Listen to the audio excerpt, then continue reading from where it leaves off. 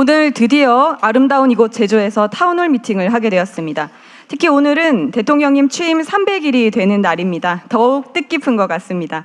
잘 아시겠지만 이 시간은 대통령님께서 직접 제주도민들의 목소리를 듣고 소통하기 위해 마련된 자리입니다. 먼저 오셔서 기다리는 일이 없도록 좌석은 총 5구역으로 나누어 무작위 추첨 방식으로 배정되었음을 알려드립니다. 지역을 위해 일하고 계시는 국회의원 분들과 제주특별자치도지사께서도 참석해 주셨는데요. 행사의 취지상 발언 기회를 별도로 드리지 못하는 점은 너른 양해 부탁드립니다.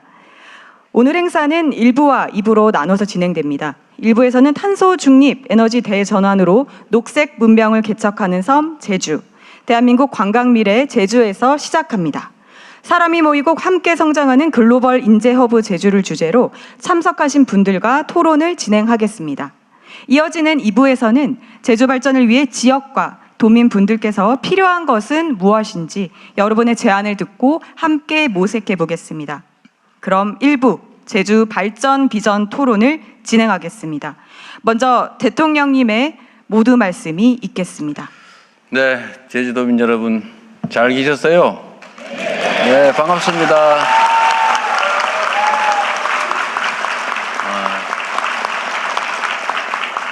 자리가 아주 좋네요. 네. 제가 말씀을 드리기 전에 우리 제주도지사님 어디 계세요? 네. 말씀은 못 하셔도 인사라도 한번 하십시오. 네. 박수 한번 주세요. 그리고 오늘 국회의원님들도 오시지 않았을까요? 저 하필 저 맨 뒤로 앞으로 오세요. 그래도 도민들한테 얼굴 한번 보여드리기. 세 분 다 앞으로 잠깐 나오십시오. 네. 역시 또 뭐 말씀드리긴 좀 어려우니까 우리 세 분 국회의원님들 일 열심히 잘하고 계실 텐데 더 잘하시라고 박수 한번 부탁드립니다. 네.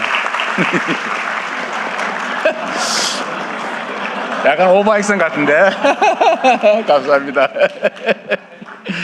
네, 고맙습니다. 우리 제주도는 아름다운 곳이기도 하고 아픈 곳이기도 하죠. 제가 사실 이번에 온 거는 4월 3일 제주 4.3 사건 기념일에 와야 되는데 그날 프랑스 대통령하고 외교 행사가 있어가지고 프랑스 대통령 보고 좀 날짜 미뤄달라기가 좀 그래서 미리 왔습니다. 미리 왔고 제가 제주도 4.3 사건에 대해서 가지고 있는 기본적인 생각은 어쨌든 대규모 국가폭력의 첫 출발점 같은 사건이고 또 그래서 가장 오랫동안 고통받았던 곳이기도 합니다. 억울하게 죽임을 당하고도 국가로 보호받기는커녕 오히려 국가로부터 가해를 당했죠. 그리고 또 아주 긴 세월 동안 국가의 제2차 보복을 두려워해서 말도 못하고 숨기고 피해자가 오히려 가해자처럼 숨어 살았던 세월이 너무 길었습니다. 그러나 다행히 제주도민들은 물론이고 대한민국 국민들의 치열한 투쟁으로 이제 국가 권력이 조금씩 정상화되고 진정한 국민을 위한 국가, 국민에 의한 국가가 완성돼 가면서 이제 국가가 국가 폭력에 대해서 사죄하기도 하고 또 배상하기도 하고 명예회복도 일부 이루어지고 있습니다. 그러나 그건 뭐 거의 같은 시기에 이루어지면서 가장 고통의 세월이 길었다고 할 수 있죠. 뭐 그 후에도 많은 사건들이 있습니다. 앞으로도 많이 규명되어야 될 국가 폭력 범죄들은 많긴 하지만 그래도 제주 4.3은 어느 정도는 진상 규명도 조금 되고 또 재판이나 보상을 통해서 명예 회복도 조금씩은 되고 있는 것 같습니다. 그래도 해야 될 일은 많이 있죠. 다시는 이런 일이 재발되면 안 되지 않습니까? 다시는 우리가 다시 이런 야만적 사회로 되돌아가서는 안 된다. 그러기 위해서는 우리 헌법이 명시하고 있는 국민을 위한, 국민에 의한, 국민의 나라, 민주주의라고 하는 게 확고하게 정착되어야 될 겁니다. 국가 권력이 오로지 국민과 국가를 위해서 제대로 사용되는 정상적인 나라, 그런 국민들의 주권 의지가 일상적으로 국정에 반영되는 그런 나라를 우리가 만들어야 되고, 또 조금씩 그렇게 되어가고 있다는 점에 대해서 다행스럽게 생각합니다만, 그러나 또 이게 언제 또 어떻게 순식간에 뒤집어질지 알 수 없는 일이죠. 4.3 사건과 같은 국가폭력범죄가 다시 발생하지 않게 하려면 여러 가지 필요한 장치들이 있습니다. 그 제일 첫 번째가 어쨌든 이 국가폭력범죄의 적나라한 실상을 제대로 드러내는 거죠. 소위 진상규명이라고 할 수 있겠죠. 또 그에 대한 보상과 또는 책임이 또 분명히 해야 됩니다. 문제는 이게 세월이 지나면 책임을 묻는 게 어려워지더라는 거죠. 제가 뭐 정치를 시작하기 전에도 제주 4.3에 대해서 어쨌든 뭐 소설을 보거나 선배들의 이야기를 듣거나 등등을 알게 됐지만, 이 4.3에 대한 재발 방지 또는 광주 5.18과 같은 작년 12.3 재작년이죠. 12.3 사태와 같은 이런 일을 다시 일어나지 않게 하는 가장 좋은 방법이 뭘까를 저는 나름 고민을 한 결과로, 여러 가지가 있지만 아주 구체적이고 현실적인 방법은 시효를 없애는 거겠다. 소위 형사처벌 시효인 공소시효를 폐지해야 되겠다. 나치 전범처럼 죽을 때까지 반드시 책임을 묻는다. 평생 쫓아다니면서 추적, 조사, 수사하고 처벌한다. 그래서 좀 두려워하게 해야 된다. 역사와 국민과 국가에 두려움을 갖게 해야 되겠다. 공직자들에게 말이에요. 그 점 하나 하고, 두 번째는 배상을 해야 되겠다. 그래도 자식이 뭔 죄가 있냐. 그럴 수 있잖아요. 그죠? 자식은 죄가 없죠. 다만 가해자의 재산을 상속받아서 또 그걸 누릴 필요는 또 없잖아요. 상속재산 범위 내에서는 자손만대 책임지게 하자. 그러다 이게 너무 많은 부분에 이렇게 하면 안 되겠지만, 최소한 국가가 국민이 맡긴 권력으로 국민에게 가해하는 행위, 국가폭력범죄, 국가폭력에 의한 인권침해범죄, 이런 데에 대해서는 민사소멸시효도 좀 폐지하자. 이게 제 생각이었습니다. 아주 오래된 생각이었는데, 제가 당대표를 하면서 이제 거기 조금 이제 구체화돼서 입법으로 아마 그때 그 후인가 통과가 됐는데, 이제 거부권 행사로 무산되긴 했습니다. 그러나 이제 대통령이 됐고, 국회가 또 다수의석이, 여기 제주도 국회의원 세 분도 다 전적으로 동의할 텐데, 이제는 뭐 가능하겠죠? 네. 이제 해야죠. 박수도 한번 안 치시나요?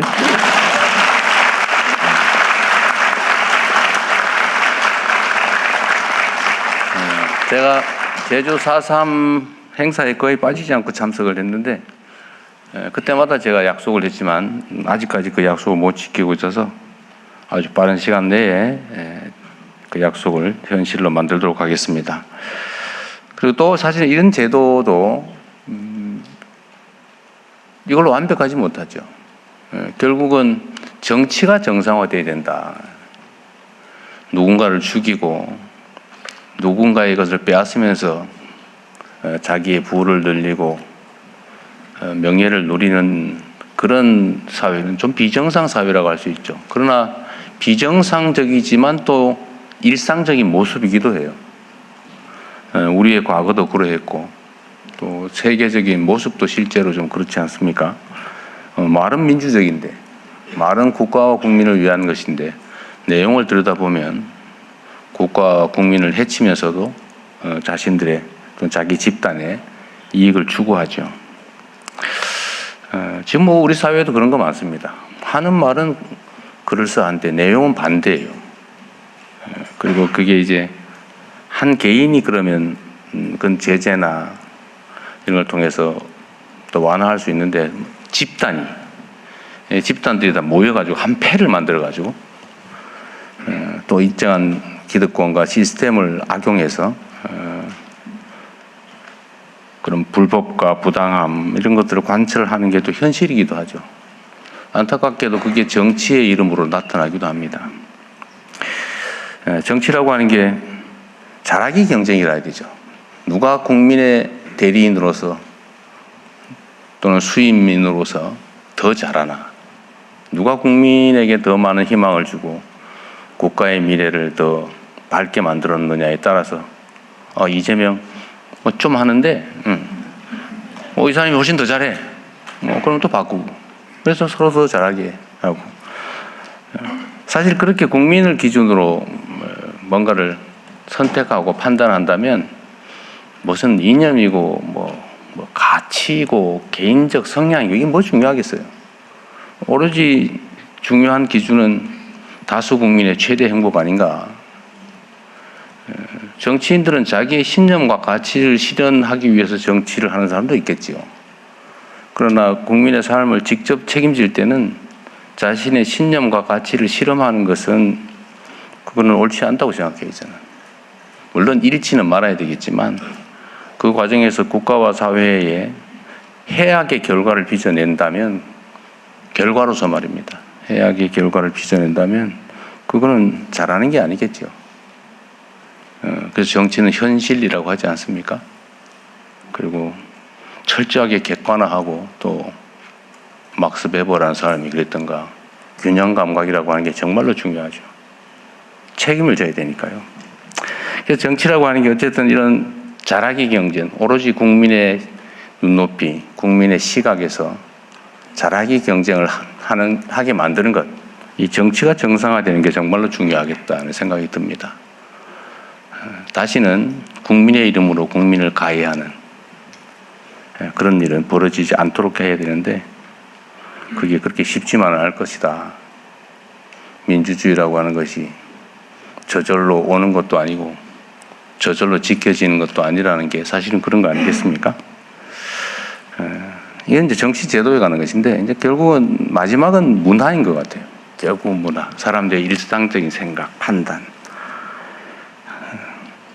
어쨌든 공리라고 하는 게 존중되고 또 소위 가치와 이상이라는 것들이 그렇다고 해서 함부로 또 폄훼되지 않는 그런 전 세계에서 가장 존중받는, 선망받는 그런 대한민국을 만들 수 있을 거라고 확신합니다. 그 첫 번째 길이 저는 제주 4.3이 걸어온 길이라고 생각해요. 비극을 평화와 아름다움으로 치환하고 있지 않습니까? 아름다운 제주도 더 아름답게 만들면 좋겠고요. 근데 사적인 얘기를 하나 하면 제가 오늘 결혼 기념일입니다.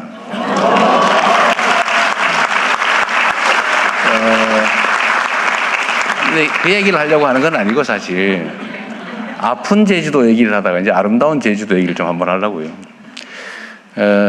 제가 사실 제주도를 너무 좋아해서 신혼여행 가려고 일부러 제주도 방문을 안 했어요. 제가 좀 그런 게 있습니다. 아껴놓자. 그래서 결혼하고 제 아내하고 제주도로 왔는데 원래 이제 7일 호텔 예약을 하고 왔었는데 너무 좋아서 4일을 더 연장해서 재판 다 미루고 그때 당시 의뢰인한테 좀 미안하지만 11일간 여기 제주도 구석구석을 다 둘러봤었죠. 정말 아름다운 곳입니다. 제가 그 후에도 제가 전 세계에 뭐 많이 가본 건 아니지만 여기저기 좋다는 곳을 가봤는데 정말로 제주도만한 아름다운 섬이 없어요. 그래서 제가 어제 누군가한테 그 얘기도 한번 물어봤어요. 제주도에 터널을 뭐 만들자 그러는데 해저터널 만들어 연결하자 그러는데 그 찬성하는 지역도 있어요. 제주도 사람들 어떻게 생각합니까? 되게 궁금했어요. 여러분은 어떠세요? 모르겠어요? 반대합니다가 많아요? 태반이 반대해요? 한번 물어볼까요, 그냥? 해저터널 뚫어서 육지로 도로로 연결하자. 찬성. 좀 있네요. 왜 자신 없이 들어요, 이렇게? 기세에 밀리나 보죠? 하지 말자. 훨씬 많군요. 저도 저하고 생각이 같습니다. 제가 조심스러웠는데 섬의 정체성이죠. 섬의 정체성이라고 하는 게 사실 제주를 제주답게 하는 게 아닌가 싶은 생각이 들었습니다. 가장 제주를 아름다운 지역으로 만드는 방법이 뭘까? 뭐 그 외에도 많이 있죠. 제주 공항 얘기가 궁금하거든요. 신공항. 여기 무작위로 한 거 맞죠? 참석자들. 네. 제주 신공항을 하자마자 아마 지역적으로 약간씩 또 아니면 이해관계에 따라서 약간씩 많이 갈리는가 본데 거의 대체로 비슷하다고 하던데 한번 제가 궁금해서 저도 주요 정책 결정에 참고를 해야 되니까요. 이 신공항 제2공항 만들자 말자 모르겠다. 네. 자, 어떤 거부터 할까요? 자, 만들자. 한번 손 버뜩 들어봐요, 자신있게. 의견인데 뭐 만들자. 만들지 말자. 모르겠다. 모르겠다 안 들어도 됩니다. 그렇게 뭐 압도적이지 않네요.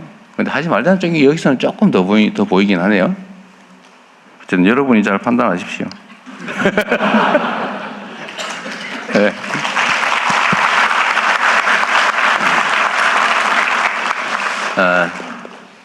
하여튼 좋은 동네라서 제가 좀 말이 많아졌어요. 근데 제주도는 정말 특색이 있는 도시입니다. 제가 조금 전에 우리 기후 에너지 환경부 장관한테도 내가 그 얘기를 잠깐 물어봤는데, 지금 전 세계적으로 에너지 문제 때문에 난리가 났잖아요. 사실 뭐 저도 이 잠이 잘 안 올 정도로 사실은 심각한 상황입니다. 지금 당장의 문제도 그렇지만 앞으로 미래는 더 상황이 좀 불안정해지는 것 같아요. 생각한 것보다 상황이 별로 안 좋아요. 근데 이 에너지 문제는 결국은 한 번쯤은 겪어야 될 문제이기도 했는데 지금 이제 신재생 에너지로 많이 전환해 가고 있잖아요. 근데 제주 같은 경우는 좀 특수한 지역이지 않습니까? 예를 들면 외부의 의존도 쉽지 않고, 그러나 또 자연 재생 에너지는 잠재력이 크고, 제가 소문으로 듣기로는 재생 에너지가 뭐 특정 시간대는 과잉 생산이 돼서 남아가지고 뭐 억지로 끄고 발전을 중단해야 되고 이런 상황이라고 얘기를 들었어요. 그런데 대한민국은 전체적으로 재생 에너지로 정말 신속하게 전환해야 됩니다. 이제 화석 에너지에 의존하면은 미래가 매우 위험하죠, 사실은. 뭐 자체 생산되는 것도 아닌데 수입조차 지금 저 모양이 되고 있으니까요. 그럼 재생에너지로 전환을 해야 되고 가장 빨리 현실적인 성과를 낼 수 있는 데가 저는 제주도가 아닐까 그런 생각이 들었어요. 그래서 상상으로 생각해 보면 모든 에너지원을 신속하게 재생에너지로 바꿔야죠. 예를 들면 전기차로 바꾸고 집안에 무슨 뭐 난방 이런 것도 빨리 전기나 이런 걸로 바꾸고, 요새 그 뭐예요? 그 저 히터 펌프? 뭐 예를 들면 그러면 그 중에서도 풍력 자원은 엄청나게 많잖아요. 그게 좀 남는다고 하던데. 그래서 빨리 좀 이렇게 전기차 뭐 등등으로 전환하면 뭐 잘하고 계실 것 같긴 한데 좀 속도를 내면 어떨까 그런 생각이 들더라고요. 어쨌든 언제나 그 학력고사 시험 문제가 어려워지면 힘들죠. 근데 나만 힘든 거 아니에요. 다 똑같아요. 그럼 학력고사 시험 문제가 쉬워지면 좋냐? 다른 사람도 똑같이 좋아져요. 그래서 조건은 똑같다. 결국은 어디서 결판이 나냐? 평소에 얼마나 열심히 준비했냐로 결판나는 거죠. 상황이 객관적으로 어려워지느냐 아니냐는 운명 같은 거죠. 거기에 뭐 슬퍼하거나 기뻐할 필요 없는 겁니다. 상황은 언제든지 바뀔 수 있고 거기에 우리가 얼마나 대비하냐에 따라서 우리의 미래가 달라지는 거다 그런 생각이 들었어요. 환경부 장관도 뭐 신경 많이 쓰고 있겠죠? 오늘 얼마나 신경 쓰고 있나 한번 들어보겠습니다. 네, 고맙습니다. 네, 가장 아름다운 제주를 만들어야 한다는 제주를 너무 사랑하는 대통령의 말씀 깊이 와닿았습니다. 감사합니다. 다음은 기후에너지 환경부 장관께서 탄소 중립 에너지 대전환으로 녹색 문명을 개척하는 섬 제주를 주제로 발표하시겠습니다. 네, 거창합니다. 대통령께서도 말씀하셨습니다만 이 이 탄소 중립 에너지 전환으로 전환하는 게 지금 이 중동 전쟁 과정에서 더 중요하고 절박한 문제가 됐습니다. 그 밑에다가 녹색 문명을 개척하는 섬, 탄소 문명에서 탈탄소 문명으로 전환하는 첫 번째 섬 제주를 주제로 기후에너지 환경부에서 발제를 하게 돼서 큰 영광입니다. 참고로 저도 섬 사람입니다. 저기 여수 검은도의 검은 슈퍼 막내 아들로 태어났습니다. 별로 공감이 안 된 생이는데. 섬 사람입니다. 별로 이분들은 섬 사람이라고 생각하지 않아요. 네. 대통령님, 저 제주 명예도민입니다. 아, 그건 되겠는데. 제주 영어도시를 세우는데 크게 기여했다고 김태한 지사님 시절에 명예도민 됐습니다. 네. 애정이 많습니다. 예. 다음 잘 아시겠습니다만 제주도가 탄소 중립으로 에너지 대전환을 성공하는 것은 대한민국을 위해서도 반드시 해야 될 일입니다. 아시겠지만 대한민국은 대륙 국가인데 에너지 면에서는 사실상 섬나라입니다. 유럽은 국가 간의 전기를 막 사고 팔아서 그런 문제를 극복하는데 우리는 여러 지정학적 여건상 사고 팔기가 쉽지 않습니다. 그래서 이 작은 이 섬나라에서 반드시 탄소 중립을 성공해야 되는데 그러려면 제주도의 성공이 매우 중요합니다. 그래서 저희 이재명 대통령님과 이 정부가 우선 가파도에서 내년까지 반드시 이 아리백을 성공을 하려고 하고요. 그 여세를 몰아서 제주도에서 그것을 성공해야 됩니다. 작년에 아시겠지만 4시간 동안 아리백을 성공한 적이 있지 않습니까? 제주도가 이제는 24시간 아리백을 임기 내에 실증을 해봐야 합니다. 그리고 2035년에는 대선 공약이기도 합니다만 전면적으로 아리백을 달성하는 세계에서 가장 멋지고 유일한 녹색 문명의 섬을 만드는 게 숙제입니다. 그게 성공해야 2050년 대한민국 탄소 중립도 성공할 수 있다. 이렇게 보고 제주도의 성공을 열심히 지원하려고 합니다.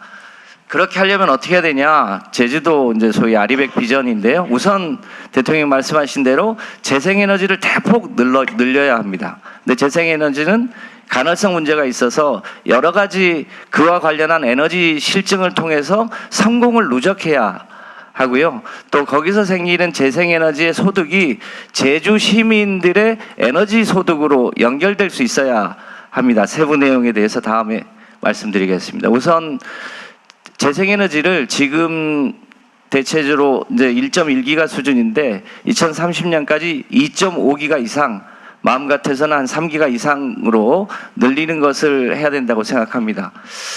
참고로 보시면 2024년 6월 달에 제주도 재생에너지가 너무 많고 개통이 제약된다고 해서 발전 허가를 막아놨습니다. 오늘 대통령 방문하신 것을 기점으로 해서 개통관리 변전소 지정을 해제합니다. 그러면 이제 그동안 막혀있던 재생에너지 발전 허가를 본격적으로 받으셔서 2030년까지 2배 이상으로 재생에너지를 늘릴 수 있도록 해야 됩니다. 기본은 태양광인데요. 기왕에 태양광을 하는데 지금은 한 낮 시간에 주로 발전을 많이 할 수 있도록 하는데 동서양이라든지 수직형 태양광을 해서 재생에너지의 가능성을 완화하는 실험도 본격적으로 제주도부터 시작합니다. 한동이나 평대풍력과 같이 기계획된 것도 조기에 실현될 수 있도록 하고요. 부유식 해상풍력도 실험할 수 있도록 할 예정입니다. 23년도에 LNG 발전소 150메가짜리 2개가 신규로 결정이 됐는데 이것도 지으면서 그린 수소를 혼소해서 하는 발전기로 처음부터 지어서 장차 그린 수소 발전소로 바꿔나갈 수 있도록 하겠습니다. 다음. 말씀드린 대로 에너지 대전환을 위해서는 여러 가지 혁신 실증을 해야 되는데 기왕에 제주도가 여러 가지 작은 실험들을 해오고 있었습니다. 이제는 그것을 본격적으로 실증해서 이제는 성공으로 가야 됩니다. 우선 전기차인데요. 대한민국의 전기차의 이 보급률이 전체 내연차 대비 한 3% 정도 되는데 제주도는 전체 한 40만 대 중에 4만 대를 넘겨서 전체적으로는 제주도가 현재 1등입니다. 근데 그걸 좀 더 속도를 높여서 2030년까지는 전체 신차 중에 한 50% 이상은 전기차, 35년부터는 100%로 전기차를 바꿔서 전기차가 그 자체로 일종의 움직이는 ESS 역할을 해서 낮에 태양이 많을 때 그걸 흡수했다가 밤에 뿌려줄 수 있는 그런 새로운 변화가 필요합니다. 그렇게 하기 위해서는 양방향 충전기도 대폭 확대해야 되고요. 그 과정에서 이제는 폐차하는 전기차도 많이 나옵니다. 거기서 나오는 사용 후 배터리를 재활용할 수 있는 기반도 제주도가 가장 먼저 해야 될 거라고 보고 있습니다. 가스 난방도 전기화를 해야 되는데요. 말씀하신 대로 공기열 히트펌프가 일종의 재생에너지 기반의 난방의 전기화의 핵심입니다. 그동안 대한민국이 이것을 별로 안 했는데요. 제주도부터 본격적으로 주택의 히트펌프 보급을 적극적으로 시행해 나가고 그 외에 여러 가지 공동주택에도 본격적으로 해나갈 예정입니다. 세 번째는 ESS를 대폭 확대하는 일인데요. ESS가 재생에너지의 가능성을 보완해 줄 수 있는 가장 중요한 에너지 유연성 자원입니다. 현재 68메가 정도를 보급하는데 2030년까지 1기가 수준까지 확대하면 제주도가 하루에 쓰는 에너지 총량이 대략 800메가에서 1기가 정도 됩니다. 그것을 ESS에 담아서 아침 시간이나 밤 시간에 뿌려주기 시작하면 가장 먼저 소위 아리백을 달성할 수 있을 거라고 보고 있습니다. 배전망 ESS도 추가로 좀 설치하면 전력망을 보강하지 않고도 여러 가지 실험을 할 수 있습니다. 그러나 호텔이나 농장이나 가정에서 태양광 ESS 히트펌프를 연계하면 이 가정 단위로 일종의 아리백 가정을 만들 수 있고 아리백 건물을 만들 수 있습니다. 그런 새로운 변화를 제주도부터 시행해야 된다고 봅니다. 그린수소 생태계에도 제주도가 현재 가장 앞서 있는데 수전의 실증 시설도 더 늘리고요. 충전기도 확대하고 수소차도 더 확대하면 현재 제주도가 수소를 생산하고 소비하는 생태계가 비교적 고루 갖춰져 있는데 그것을 대폭 확대하면 그린수소 생태계도 가장 모범적인 도시가 될 수 있을 거라고 판단합니다. 전력 분야 AI 신산업도 필요한데요. 전력 분야에서 AI를 하려면 가정 단위의 소위 이 쌍방향 전력 계량기가 필요합니다. 그걸 AMI라고 하는데 그것을 바탕으로 해서 가정에서 세탁기를 돌리는 것도 재생에너지가 나올 때 세탁기를 돌리고 밥을 할 때도 자동으로 전기료가 가장 쌀 때 밥을 한다든지 냉장고도 심지어 피크 시간을 피해서 냉장을 한다든지 이런 시스템을 가동하면 본격적으로 전면적인 AI 신산업을 창출할 수 있을 거라고 보고 있습니다. AI 데이터 센터도 추가로 구축할 예정입니다. 여섯 번째로 보면 재생에너지가 좋긴 좋은데 재생에너지가 단점이 있습니다. 관성이 부족해서 잘못하면 정전이 올 수 있는데 저기 보시는 대로 그리드 포밍이나 스태콤이나 동기조상기 같은 거를 좀 보완하면 재생에너지가 늘어나면서도 관성 때문에 블랙아웃이 오는 일이 없는 실증도 제주도가 가장 먼저 해야 되는 상황입니다. 결정적으로 앞에 6가지를 다 결과적으로 어떻게 해야 되냐? 재생에너지 중심으로 새로운 시장을 만들어줘야 합니다. 현재 발전단에는 시장이 만들어졌는데 수요단에 지금 시장이 안 만들어져 있다 보니까 주민들이 적극적으로 참여해서 재생에너지가 많은 시간대에 값을 낮추고 그때 수요를 늘려주는 이런 새로운 시장 체계가 아직 도입되어 있지 않은데 올해 하반기부터 본격적으로 이런 새로운 시장을 만들어서 공급과 수요가 함께 시장에서 연동할 수 있는 체계를 만들 수 있도록 그렇게 해보겠습니다. 그렇게 하려면 우리 주민들한테도 저기 자세히 보시면 탐나는 전기 예보제라는 표현이 있는데 주민들에게 어느 시간대가 가장 전기요금이 싼지를 미리 알려드려서 그 시간대에 전기를 쓰고 전기가 비쌀 시간에는 절약할 수 있는 그런 시스템이 가장 먼저 도입될 필요가 있다고 봅니다. 다음이요. 근데 이런 여러 가지 실험이 나랑 관계 없으면 소용이 없습니다. 결과적으로 이 에너지 대전환 과정에서 햇빛 소득 마을을 대폭 늘리고 바람 소득은 이미 이제 많이 실증이 됐습니다.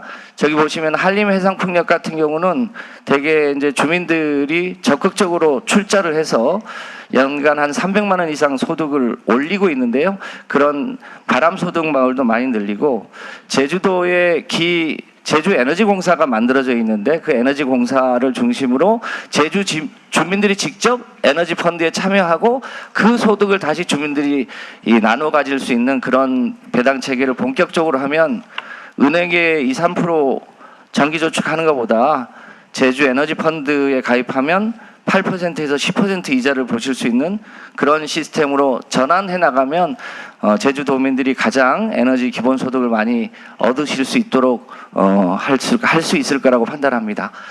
이렇게 제주도가 에너지 혁신을 하게 되면 그 힘으로 한반도 전체적으로 탄소 중립을 실현해 나갈 수 있을 거라고 봅니다. 지금 중동 전쟁 중인데 이게 궁극적으로는 이 화석 연료를 재생에너지 중심으로 탄소 문명을 탈탄소 문명으로 바꿔나가는 새로운 문명의 실험을 하고 있는데 제주도가 가장 먼저 성공하면 대한민국이 성공할 수 있다는 그런 자세로 기후에너지 환경부가 열심히 돕도록 하겠습니다. 고맙습니다. 네. 제주에 다음 진행하기 전에 제가 하나 궁금한 게 있어서 좀 얘기할 기회가 없을 것 같아서요. 이 자료에 보니까 제주도의 전기차 신차 구매를 30년에 전기차 50%를 구매하도록 해보겠다. 신차만. 네, 그 다음에 35년에는 한 100% 정도 다 구매하는 걸로. 이거 어느 세월에 하려고 이렇게 10년씩이나 이게 보통 목표에 미달하는 게 보통인데 제 생각으로는 예측상으로는요 이것보다 더 빨리 될 거예요. 그리고 더 빨리 되게 해야죠. 더 빨리 할 수 있도록 하겠습니다. 아니 다음에 관광 분야 발제도 하시겠지만 제주도는 전 세계적으로 사실은 각광받는 자연 풍광을 가지고 있고 환경 보전이나 보호나 이런 것도 사실 모범적이라 해야 되는데 아직도 배기가스 풀 뿜는 그런 차들이 돌아다닌다.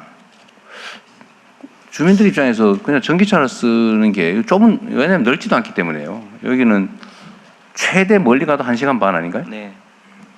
근데 충전 문제도 별로 없을 테고 충전소 설치도 그리 어렵지 않고 내가 보기에는. 제주도는 충전을 하면 가정용 충전기를 달아줍니다. 그러니까 뭐 그래 해도 되고 그런데 이 정도로 목표를 잡는 게 다른 데보다는 좀 높은데요. 제주도는 렌트카도 많기 때문에 렌트카 목표는 언제? 렌트카 언제로? 렌트카를 별도로 규정하진 않았습니다.만 거기는 약간의 이제 의무 규제를 두고 그러니까 지원을 의무로 해서 언제 정도? 혹시 아는 분 계세요? 아직 언제까지? 100% 전기차로 바꾸는 렌트차는 다 바꾼다. 언제까지 하기로 했어요?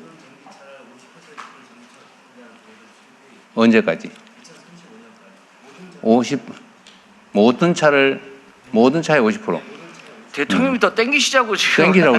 내가 지금 물어보는 잠깐 있어봐요. 딴 얘기 하지 말고 너무 시간 걸리니까 딴 얘기 말고 렌트 차량을 100% 전기차로 바꾸는 목표 연도가 언제까지입니까?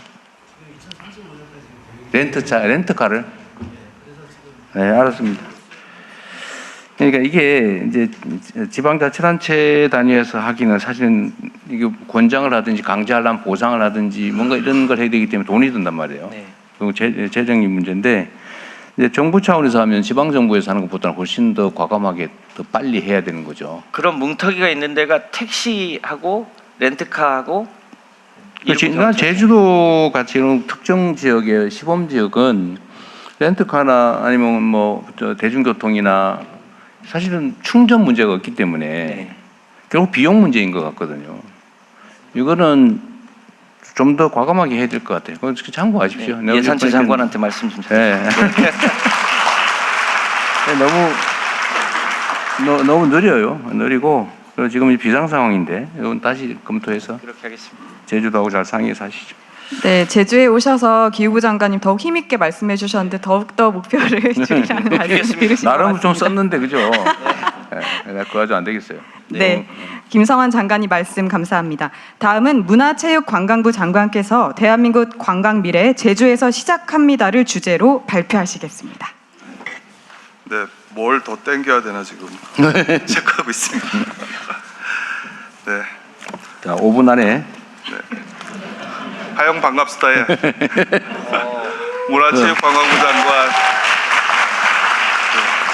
요새 문화부 장관이 노력을 많이 하고 있죠, 여러분 보기에도. 네, 뭐 현지어도 구사하시고. 네. 이유가 있습니다. 아, 그래요? 네. 곱다컨 제주각시신띠 장가온 육지사위 이거 뭐야 이게? 마씨 제주 사위입니다. 아, 그래요? 네. 제 딸도 제주도에서 태어났는데요. 외국 친구들이 고향을 물어보면 이렇게 대답한답니다. 오징어 게임 67번 강새벽이 그토록 가고 싶어 했던 섬 제주. 바로 거기야. 네, 강새벽뿐만이 아닙니다. 세계적인 여행 매체 론리 플래닛은 꼭 가봐야 할 관광지 25곳을 선정했는데요. 우리 제주를 꼽으면서 한국의 하와이라고 소개를 했습니다. 그럼 우리 제주를 하와이와 한번 비교해 볼까요? 면적은 하와이가 9배가 넓습니다. 인구는 우리 2배네요. 방문객을 볼까요? 우리는 1,400만에 가까운데요. 하와이는 1,000만이 안 되는군요. 네, 우리가 1.4배 더 많습니다. 다 아시는 내용이죠. 하지만 육지에는 잘 안 알려져 있습니다. 네, 이렇게 제주는 전 세계적으로 하와이보다는 덜 유명하지만 이미 알 사람들은 알아서 더 많이 찾아오고 있는 바로 그런 곳입니다. 천혜 자연 환경과 물질하는 해녀의 문화를 비롯한 제주만의 고유한 전통이 공존하는 그야말로 작지만 숨어있는 보석 같은 휴양지라고 할 수 있습니다. 그런데 이런 제주의 위상은 거저 주어진 것이 아닙니다. 중문단지 최초의 무사증 제도 도입과 특별자치도의 출범, 그리고 걷기 열풍을 일으킨 제주 올레까지 제주는 늘 대한민국 관광의 개척자 역할을 해왔습니다. 올 들어 정부는 관광을 국가 전략 산업으로 키우고 지역 관광의 대도약을 이루겠다고 선언했습니다. 따라서 그 시작은 이렇게 항상 끊임없이 혁신으로 앞장서 길을 걸어온 이곳 제주가 되어야 합니다. 제주는 또 한 번 새로운 개척자의 역할을 해주셔야 합니다. 방향은 이렇습니다. 제주가 지닌 기반 위에 K컬처를 입히고 기술과 사람을 키우고 지역 주민이 이끄는 협동의 모델을 만들어서 대한민국 관광의 미래 모습이 제주에서 가장 먼저 현실화될 수 있도록 하겠습니다. 구체적으로는 이렇습니다. 올 2월 개관한 제주 국제 컨벤션 제2센터입니다. 최대 5,000석 규모의 콘서트도 가능한데요. 이제 K-팝을 제대로 즐길 수 있는 공연 인프라가 갖춰진 것입니다. 이곳에서 K-팝 공연이 열리게 되면 수많은 팬들이 제주도를 찾아오려 할 것입니다. 5,000석이 좀 좁다고요? 네, 그럼 우리에겐 3만석 규모의 서귀포 월드컵 경기장이 있습니다. 음향과 조명 시설을 제대로 갖추고 기반 시설을 보완하면 아주 멋진 대형 공연장이 될 수 있습니다. 머지않은 미래에 이곳 서귀포 경기장에서 전 세계 팬들이 몰려오는 대형 콘서트를 꿈꿔볼 수 있지 않을까요? 네, 또 제주는 특별법에 따라 176개국의 세계인들이 30일간 무비자로 이곳에 체류할 수 있습니다. 그렇다면 오신 분들이 더 오래 머무셔야겠죠? K-댄스를 비롯해 다채로운 K-컬처 체험 프로그램을 만드는데 정부도 힘을 보태겠습니다. 또 있습니다. 찐 제주를 소재로 하는 다양한 K-제주 컨텐츠들이 훨씬 더 많이 필요합니다. 지원을 아끼지 않겠습니다. 내년에 열게 될 제주 컨텐츠 기업 지원센터는 이런 제주 특화 컨텐츠의 생산 거점 역할을 하게 될 것입니다. 두 번째는 대한민국 관광의 미래를 바꿀 기술과 사람입니다. 제주가 바로 그 산실이 되도록 하겠습니다. 제 옆에 곽이 부총리님도 계시지만 앞으로 AI로 인한 변화와 혁신의 폭은 가늠키 어렵습니다. 관광 분야도 마찬가지입니다. 민간기업, 대학, 연구기관 등 모든 곳에서 개발하는 검증된 첨단 관광 기술을 제주라는 보석 위에서 가장 먼저 구현할 수 있도록 하겠습니다. 그렇게 함으로써 제주를 세계 관광 기술의 산실로 육성하겠습니다. 대한민국 구석구석 진정한 지역 관광 시대를 열기 위해서는 각 지역에 관광 인재들이 있어야 합니다. 전국의 각 대학들과 연계해서 제주 소재 대학들과 함께 제주에서만 배우고 실습할 수 있는 대한민국 관광 아카데미를 운영하겠습니다. 제주에서 단련된 최고 수준의 인력들이 전국 각지로 흩어져서 우리 관광의 품격을 바꾸는 모습, 상상만 해도 흐뭇하지 않습니까?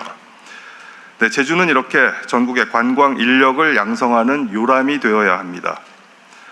세 번째, 우리 관광의 미래를 개척하실 주인공은 바로 제주도민 여러분입니다. 앞서 기후부 장관께서 햇빛 소득 마을을 말씀해 주셨는데요. 제주의 청정 자연도 마을의 공동 자원이지 않습니까? 외지인의 난개발로 망가지지 않게 여러분들이 천혜의 자연 생태계를 잘 보존하고 가꾸면서 관광으로 얻은 소득은 우리 주민들에게 되돌아가게 하면 어떨까요? 이른바 관광 소득 마을이 되겠죠. 이미 제주에는 생활터전인 마을에서 주민이 호텔 리어가 되고 여행 가이드 겸 도슨트가 되는 이른바 마을 여행이 이루어지고 있는데요. 정부도 힘을 보태도록 하겠습니다. 우리가 이렇게 힘을 합해 관광 혁신을 이어간다면 하와이가 뭡니까? 앞으로는 제주도가 전 세계인들이 꼭 가야만 하는 인생의 버킷 리스트 중 하나가 되지 않겠습니까? 그리고 하나 더, 제주로 전 세계인들이 더 쉽게 올 수 있도록 인천공항의 환승 체계도 개선하고 크루즈가 오는 바닷길도 넓히겠습니다. 대한민국 관광의 미래, 지금 이곳 제주에서 이렇게 제주도민 여러분과 함께 시작하겠습니다. 고맙습니다. 예.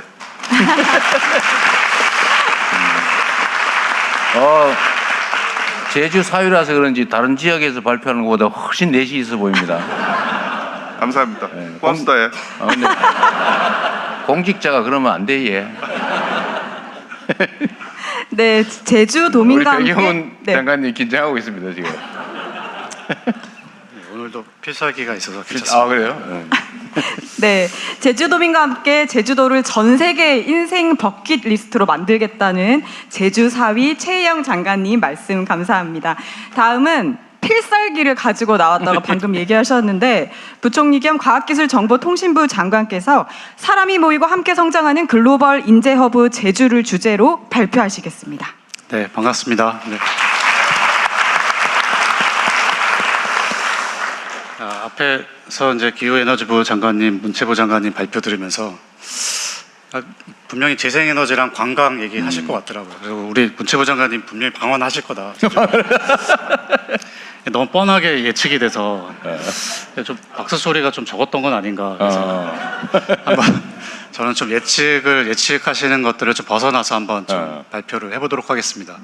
과학기술정보통신부니까 이제 과학기술만 얘기하실 줄 알겠지만은 지금 사실 제주의 가장 큰 문제가 인구수가 지금 줄어들고 있다는 겁니다.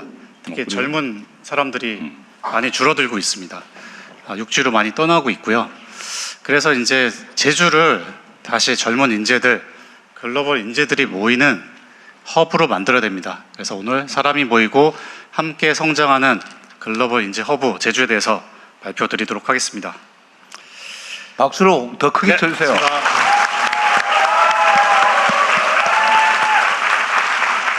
뭐 작전이 잘 안 통한 것 같습니다. 치트키가 뒤에 또 있어서 또 괜찮습니다. 네.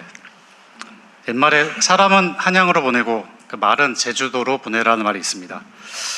제주는 예로부터 우리나라에서 가장 좋은 말을 생산하는 길러내는 곳이었습니다. 제주도가 예전에 조선시대에 군마, 영마를 길러서 전국에 공급하는 역할을 했고 지금도 우리나라 사육하는 말들의 절반 이상을 담당하고 있다고 합니다. 뭐 제주에서 말만 키워야 될까요? 다음은 이제 화면에 세 가지 숫자가 있는데요. 1484만 명입니다. 이 숫자는 작년 한 해에 제주도에 방문한 관광객의 숫자입니다. 전국 최고 수준이긴 하지만은 사실 최근에 큰 변화가 없습니다. 네, 문체부 장관님 좀 더 노력하셔야 되는 거 아니겠습니까? 네, 20은 20%입니다. 지금 재생에너지는 우리 기후에너지부 장관님이 발표해 주셨지만 뭐 안정적으로 늘어나고 있습니다. 네, 열심히 하시는 것 같습니다. 네. 반면에 1015는 제주도의 AI 디지털 전환하기 위한 예산의 규모입니다. 2년 전에 비교해서 2배 가까이 늘었습니다.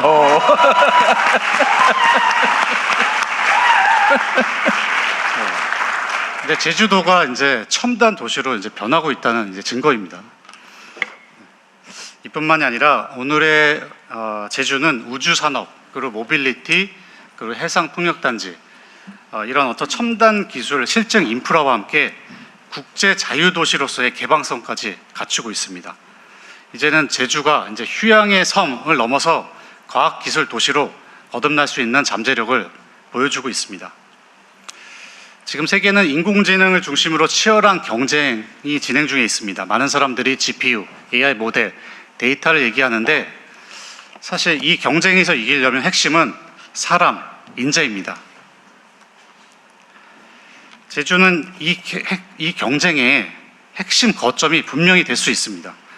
과거에 제주에서 좋은 환경에서 말을 키웠듯이 이제는 인재가 모이는 제주로 탈바꿈할 수 있도록 적극 지원하겠습니다.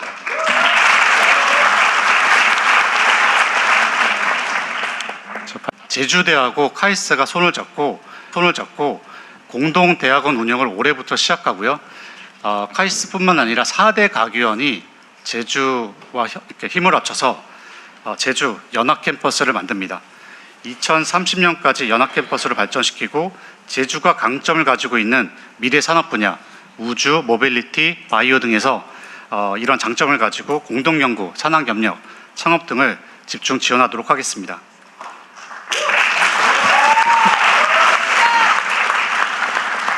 약간 동원 청중 느낌이 납니다. 너무 자주 하니까 이게 짜고 하는 것처럼 오해를 하시는데 저 대통령 들어올 때 같이 들어왔습니다. 아, 그랬어요?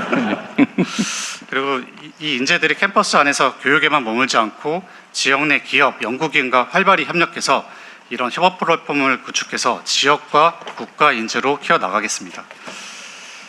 마지막으로 해외 우수 인재들이 자유롭게 들어오고 머물 수 있도록 글로벌 인재 허브를 만들기 위해서 제주형 비자제도, 외국인 친화 정주학 환경, 그리고 랩케이션 프로그램을 통해서 글로벌 허브에 걸맞는 환경 조성을 위해 제주와 함께 협력해 나가겠습니다. 다음은 좀 퀴즈입니다. 최근에 아시아 AI 정책과 기술 동향 분석 플랫폼에 우리나라 AI 전문가 2명이 등재가 됐습니다. 예전부터 뭐 초고대 AI 관련된 기술을 이끌어왔던 사람인들이고, 그리고 이제 글로벌 협력을 통해서 여러 가지 성과들을 창출한 사람입니다. 참고로 제가 오늘 이 자리를 위해서 온누리 상품권을 준비했습니다. 맞추시는 분한테 참고권 꼭 드리겠습니다. 지난번 이거 우리 법무팀 공직선거법 검토했어요? 이거 온누리 상품권이라 괜찮습니다. 이거 괜찮대요? 시장에서 쓰시면 됩니다. 네, 다 검증하고 왔습니다. 확인까지요. 네, 참고 힌트로 이 자리에 좀 2명 있습니다. 네. 한 명 더 맞추셔야 되는데. 비읍시라고 그럴 것 같아. 저 옆에서 누가 장관님이라고 그러는데. 네. 네, 두 분께 제 상품권 드리겠습니다. 제가 이거 기획하면서 왠지 하정우 수석만 얘기할 것 같아서 제가 걱정했는데 네. 제가 선물 하나 더 드리겠습니다. 네, 문화관광부 장관님께서 고생해주고 계십니다. 네, 고맙습니다. 이렇게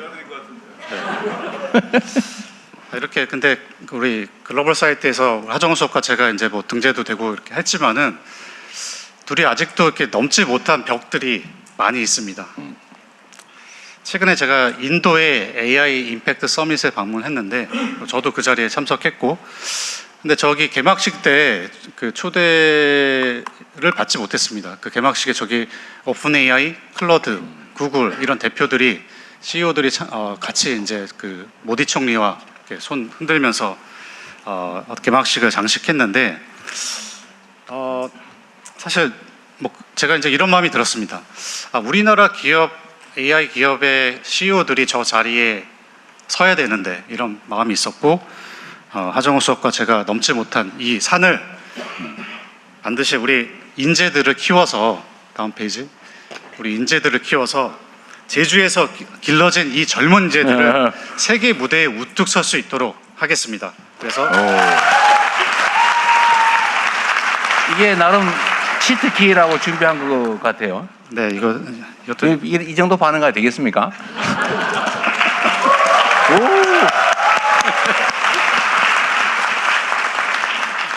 그래서 제주에서 세계적인 수준의 인공지능, 과학기술 인재를 키우고 글로벌 인재 양성의 허브가 되도록 이 강한 뿌리를 제주에 심도록 하겠습니다. 감사합니다.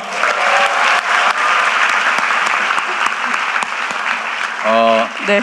하GPT가 덕분에 혜택을 좀 본 것 같네요. 우리 배 장관님. 배 장관님이 훌륭하신 거고요. 상품권 받으신 분들 축하드립니다.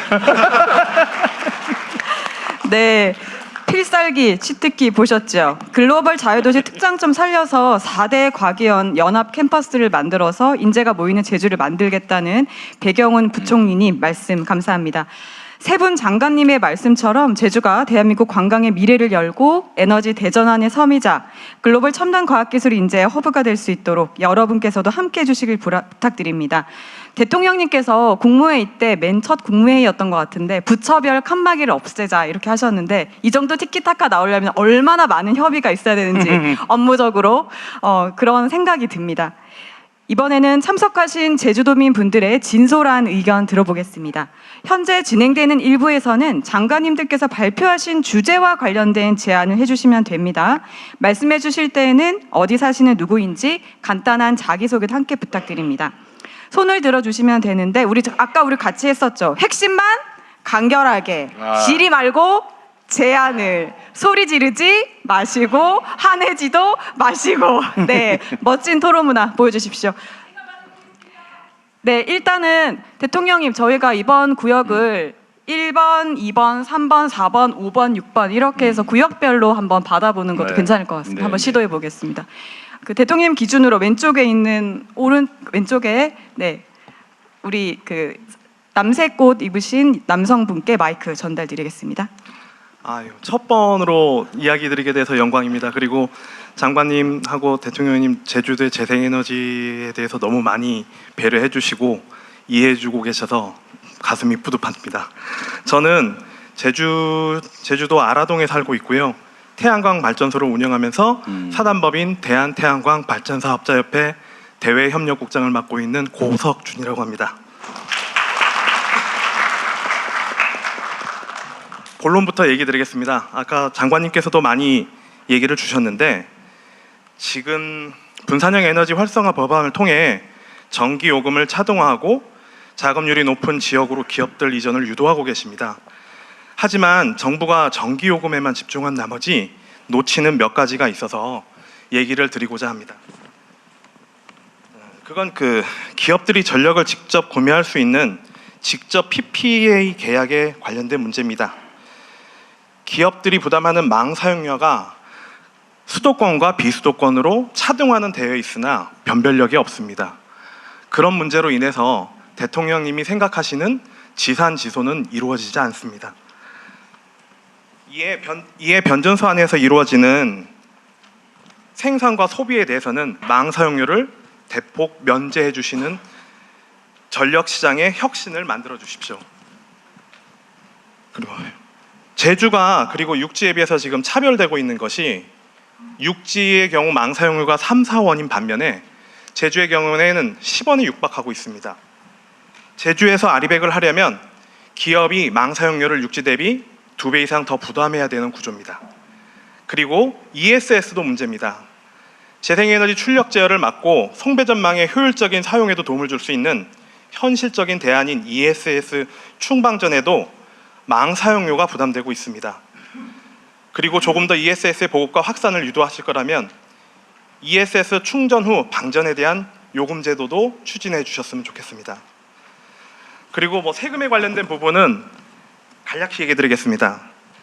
태양광 발전소는 준공과 동시에 태양광 발전소 부지로 변경되면서 잡종지로 변경되게 됩니다. 하지만 용도에 맞게 변경됐음에도 불구하고 비업무용 토지로 지정되어 제주 지역과 같이 공시지가가 높은 지역에 있는 발전소의 소유자들은 종합부동산세 대상이 됩니다. 업무용 토지로 전환이 필요합니다. 그리고 개발행위 부담금도 납부하고 있습니다. 태양광 발전소를 위해서 저희가 교통 유발도 없고 상하수도 인프라도 확충도 필요하지 않습니다. 정부가 추진하고 있는 재생에너지 LCOE를 낮추기 위해서라도 태양광 발전소 건립 시 개발행위 부담금에 대한 면제가 필요해 보입니다. 그리고 제주에 대해서 얘기 드리겠습니다. 전력 생산자인 태양광 사업자가 직접 판매할 수 있는 전기를 판매할 수 있는 길을 열어주십시오. 생산자가 협동조합을 만들어 생산한 전기를 전기차 충전소를 직접 운영함으로써 저렴한 충전 요금을 통해 친환경 전기차 보급과 확대에 기여할 수 있게 될 것입니다. 그리고 제주도는 계통이 다르다는 이유로 기업과의 직접 PPA도 진행하고 있지 못합니다. 당연히 제주도 내 안에 있는 대기업과 일부 직접 PPA 또는 제3자 PPA를 연결이 되고 있기는 하지만 수요 기업이 절대적으로 부족합니다.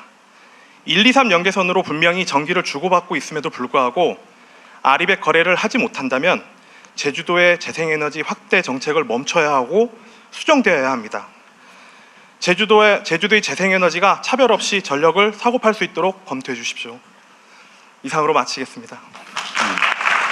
네, 감사합니다. 아마 이런 유사한 얘기가 많이 있을 수 있어서 아마 기후에너지부에서 당연히 이 얘기를 다 알고 있을 거예요. 다 알고 있고 나름의 일정한 일정을 가지고 개선책을 만들고 있을 건데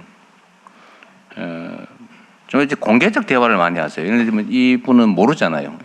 이런 걸 알고 검토하고 있다는 사실 모르고 있기 때문에 이런데 어쨌든 제가 수요자, 공급자, 또 관련 단체, 전문가, 이해관계자들과 정부 당국이 대화를 좀 많이 하라고 하는 이유가 사실 이런 겁니다. 최대한 많이 모아서 되게 중첩되거든요.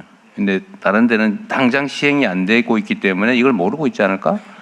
과거에는 다 모르고 방치당했으니까요. 그런 생각이 있으니까 어쨌든 기후에너지뿐만이 아니고 정부는 제가 국무회의에서 여러 차례 얘기한 것처럼 근데 이해관계자하고 대화를 드러내놓고 자주 많이 해야 됩니다. 많이 하자.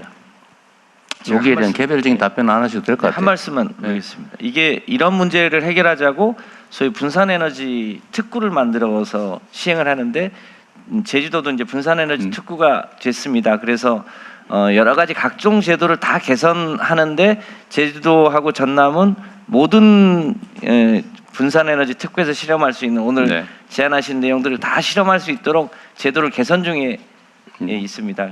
잘 해결하도록 하겠습니다. 빨리 하자. 네. 네, 빨리 하자고 말씀하셨습니다. 이번에 2번 구역으로 가보겠습니다. 맨 앞줄에 계신 여성분께 마이크 드리겠습니다. 네, 앉아서 해도 되고 서서 해도 되고 좋은 대로 하세요. 그냥 편안하게 앉아서 하겠습니다.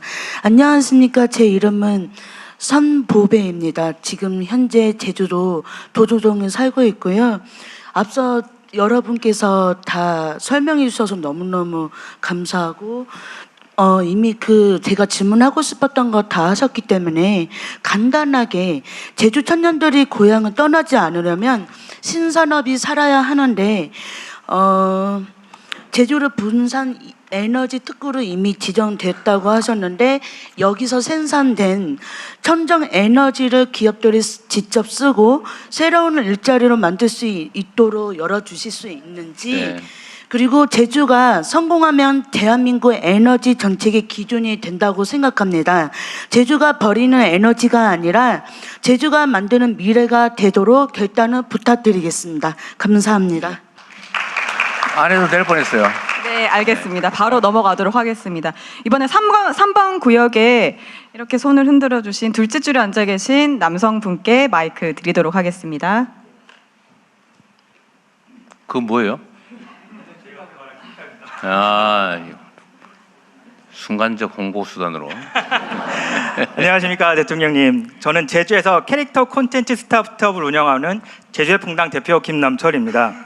오늘 취임 300일 진심으로 축하드리며 제주에서 이런 귀중한 자리를 마련해 주셔서 진심으로 감사드리고 발언의 기회를 얻게 돼서 영광입니다. 대통령님께서 제주 관광과 관광 문화에 대해 깊이 고문해 주신 점에 대해서 다시 한번 감사드리며 저는 오늘 콘텐츠가 중심이 된 제주 발전 방향에 대해 말씀드리고 싶습니다. 요약해서. 네, 알겠습니다. 네, 제주 관광은 렌트카를 이용한 개별 관광과 유행에 따라 스팟 위주로 변화가 빠르게 일어나고 있습니다. 내외국인 관광은 늘고 있지만 정작 지역 상권과 소상공들이 체험하는 현실은 이에 미치지 못하고 있어 관광 산업이 제주 경제로 충분히 연결되지 않는 구조가 있습니다. 이 구조를 바꾸기 위해서는 콘텐츠를 중심으로 사람이 모이고 머물고 자연스럽게 소비로 이루어지는 콘텐츠 중심 상권이 필요합니다. 국내 인디밴드의 성지인 홍대거리, 일본 캐릭터 IP의 성지인 아카이바라처럼 콘텐츠가 중심이 되어 거리 전체를 걸으며 그 안에서 즐길 수 있는 상권이 제주에 꼭 필요한 상황입니다. 제주는 독창적인 문화를 기반으로 다양한 콘텐츠 소재를 가지고 있습니다.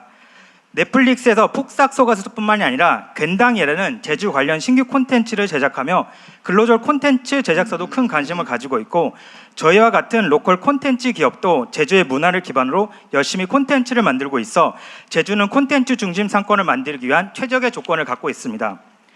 이러한 콘텐츠가 특화된 공간이 이루어질 때 제주 관광이 비로소 지역 경제에 연결될 수 있다고 생각합니다. 이를 위해서는 콘텐츠 기업과 제조기업, 소상공인이 함께 할 수 있는 협업 구조가 필요합니다.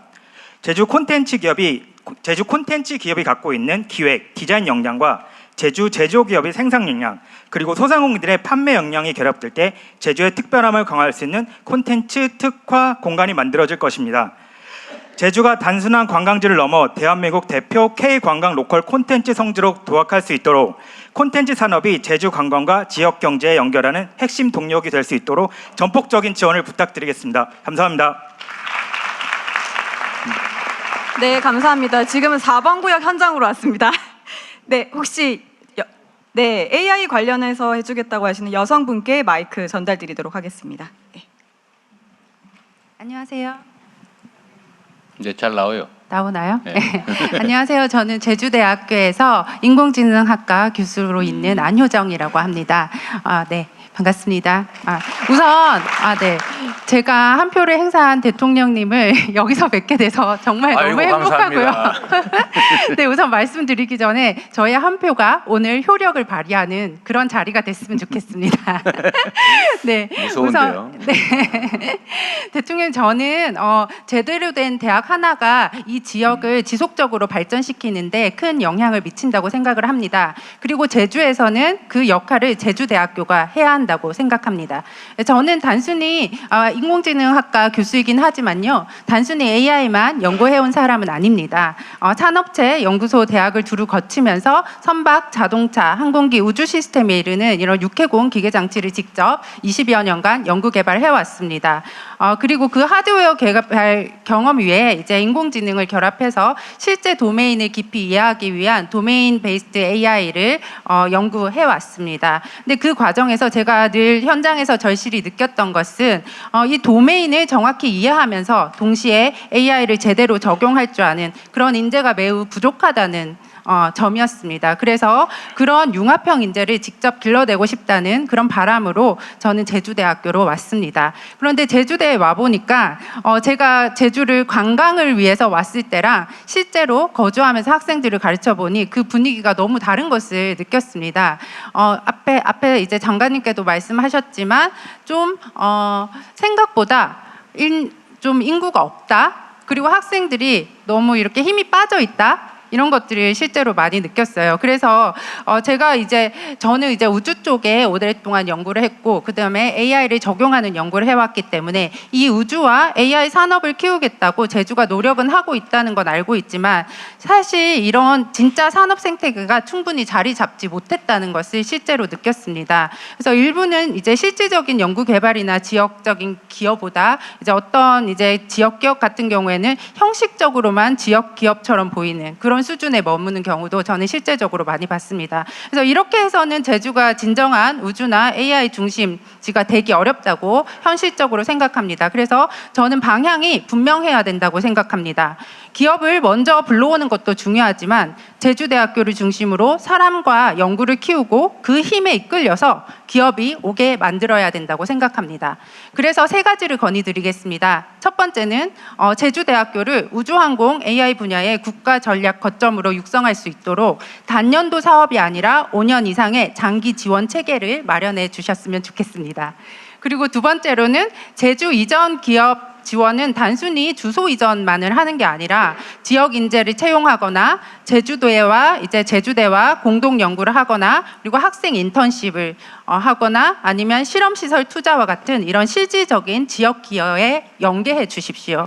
그리고 3번째로는 우수한 교수와 대학원생이 제주에 와서 머물면서 연구할 수 있도록 연구비뿐만이 아니라 주거생활 지원 등도 필요합니다. 앞서 장관님께서 이런 가기대들과 제주대에 이런 연계한 그런 계획을 말씀해 주셨는데요. 사실 저희 제주대 입장에서는 대학원생을 확보하는 게 굉장히 어려운 상황입니다. 그래서 우수한 교수진들이 있음에도 불구하고 이 연구를 같이 해나갈 지역 학생들을 모으는 것도 어려운 상황입니다. 그래서 그렇게 가기대와 캠퍼스가 연계됐을 때 그게 실질적으로 제주대 교수 그리고 연구진에게도 효과가 있는 그런 건지 아니면 인력이 오히려 더 배출되는 그런 효과가 나올 수 있을 건지 그런 이제 우려도 좀 있습니다. 그래서 그게 실질적으로 지역에 연구하는 인력들이 정주하고 지역을 통해서 발전할 수 있는 그런 체계가 되기를 바랍니다. 그리고 마지막으로 한 가지만 말씀드리도록 하겠습니다. 올해 8월에 제주에서 IAA 스페이스 AI 국제 컨퍼런스를 준비하고 있습니다. 이 행사는 사실 이제 스페이스 쪽에서는 AI가 시작된 지가 얼마 안 됐습니다. 그래서 우리가 기존의 스페이스 기술들은 추종하는 기술이라고 했다면 이 AI를 적용하는 기술은 우리가 스페이스에서도 앞서 나갈 수 있는 분야가 될 수 있습니다. 그래서 이 행사가 성공하면 제주대학교가 중심이 돼서 사람과 연구를 세계와 연결할 수 있다는 걸 보여줄 수 있다고 생각합니다. 그래서 제주를 이런 우주 AI의 미래 전략 거점으로 키우는 중요한 계기가 될 거라고 생각합니다. 마지막으로 대통령님, 이 지역을 살리는 것은 결국 사람이고요. 사람을 키우는 것은 대학입니다. 그래서 제주대학교가 제주의 미래 산업을 이끄는 진짜 중심축이 될 수 있도록 국가가 그 기회를 현실적으로 잘 만들어 주시기를 부탁드리겠습니다. 감사합니다. 네. 하여튼 정책 수립하는 과정에서 제주에 관계된 문제는 뭐 제주대하고도 협의를 많이 하겠죠, 앞으로. 그렇게 하시고요. 전에 지방으로 본사를 옮기면 세금 깎아준다 이런 정책을 했는데 그냥 주소 개념으로 하다 보니까 주소만 살짝 옮겨놓고 혜택만 받고 그런 경우가 실제 있었죠. 저도 떠오르는 기업이 하나 있긴 한데. 그러니까 얘기하면 안 될 것 같고. 그러니까 이제 앞으로는 사실 그렇게는 못하게. 예를 들면 실제 인력 규모라든지 뭐 시설 장비가 어느 정도 옮겨왔냐에 따라서 해야 되는데 앞으로 우리 정부에서도 지방으로 가면 이제 혜택 주는 정책을 하잖아요. 근데 그렇게 악용당하지 않게 여기는 지금 고 정책실에서는 안 오셨네 오늘. 고좀 하지 PT가 잘 기억해 놨다가 전달하겠습니다. 정책실에 잘 전달해 주세요. 네. 이게 형식만 취하고 혜택만 보고 실제로는 안 하고 이게 그 사기지 그게. 그런 여지가 없게 해야죠. 그걸 활용한 기업들을 욕할 건 사실은 아니에요. 그럼 왜 그렇게 만드냐고 그걸. 그렇게도 되게 만들어 놓으니까 그렇게 하는 거죠. 그 문제는 잘 해주고 아까 우리 배 장관께서 말씀하신 대로 이게 지금 주거 환경이나 생활 환경이 너무 좋기 때문에 요즘은 일을 모여서 하는 것도 사실 과거 유행이잖아요. 아까 랩케이션?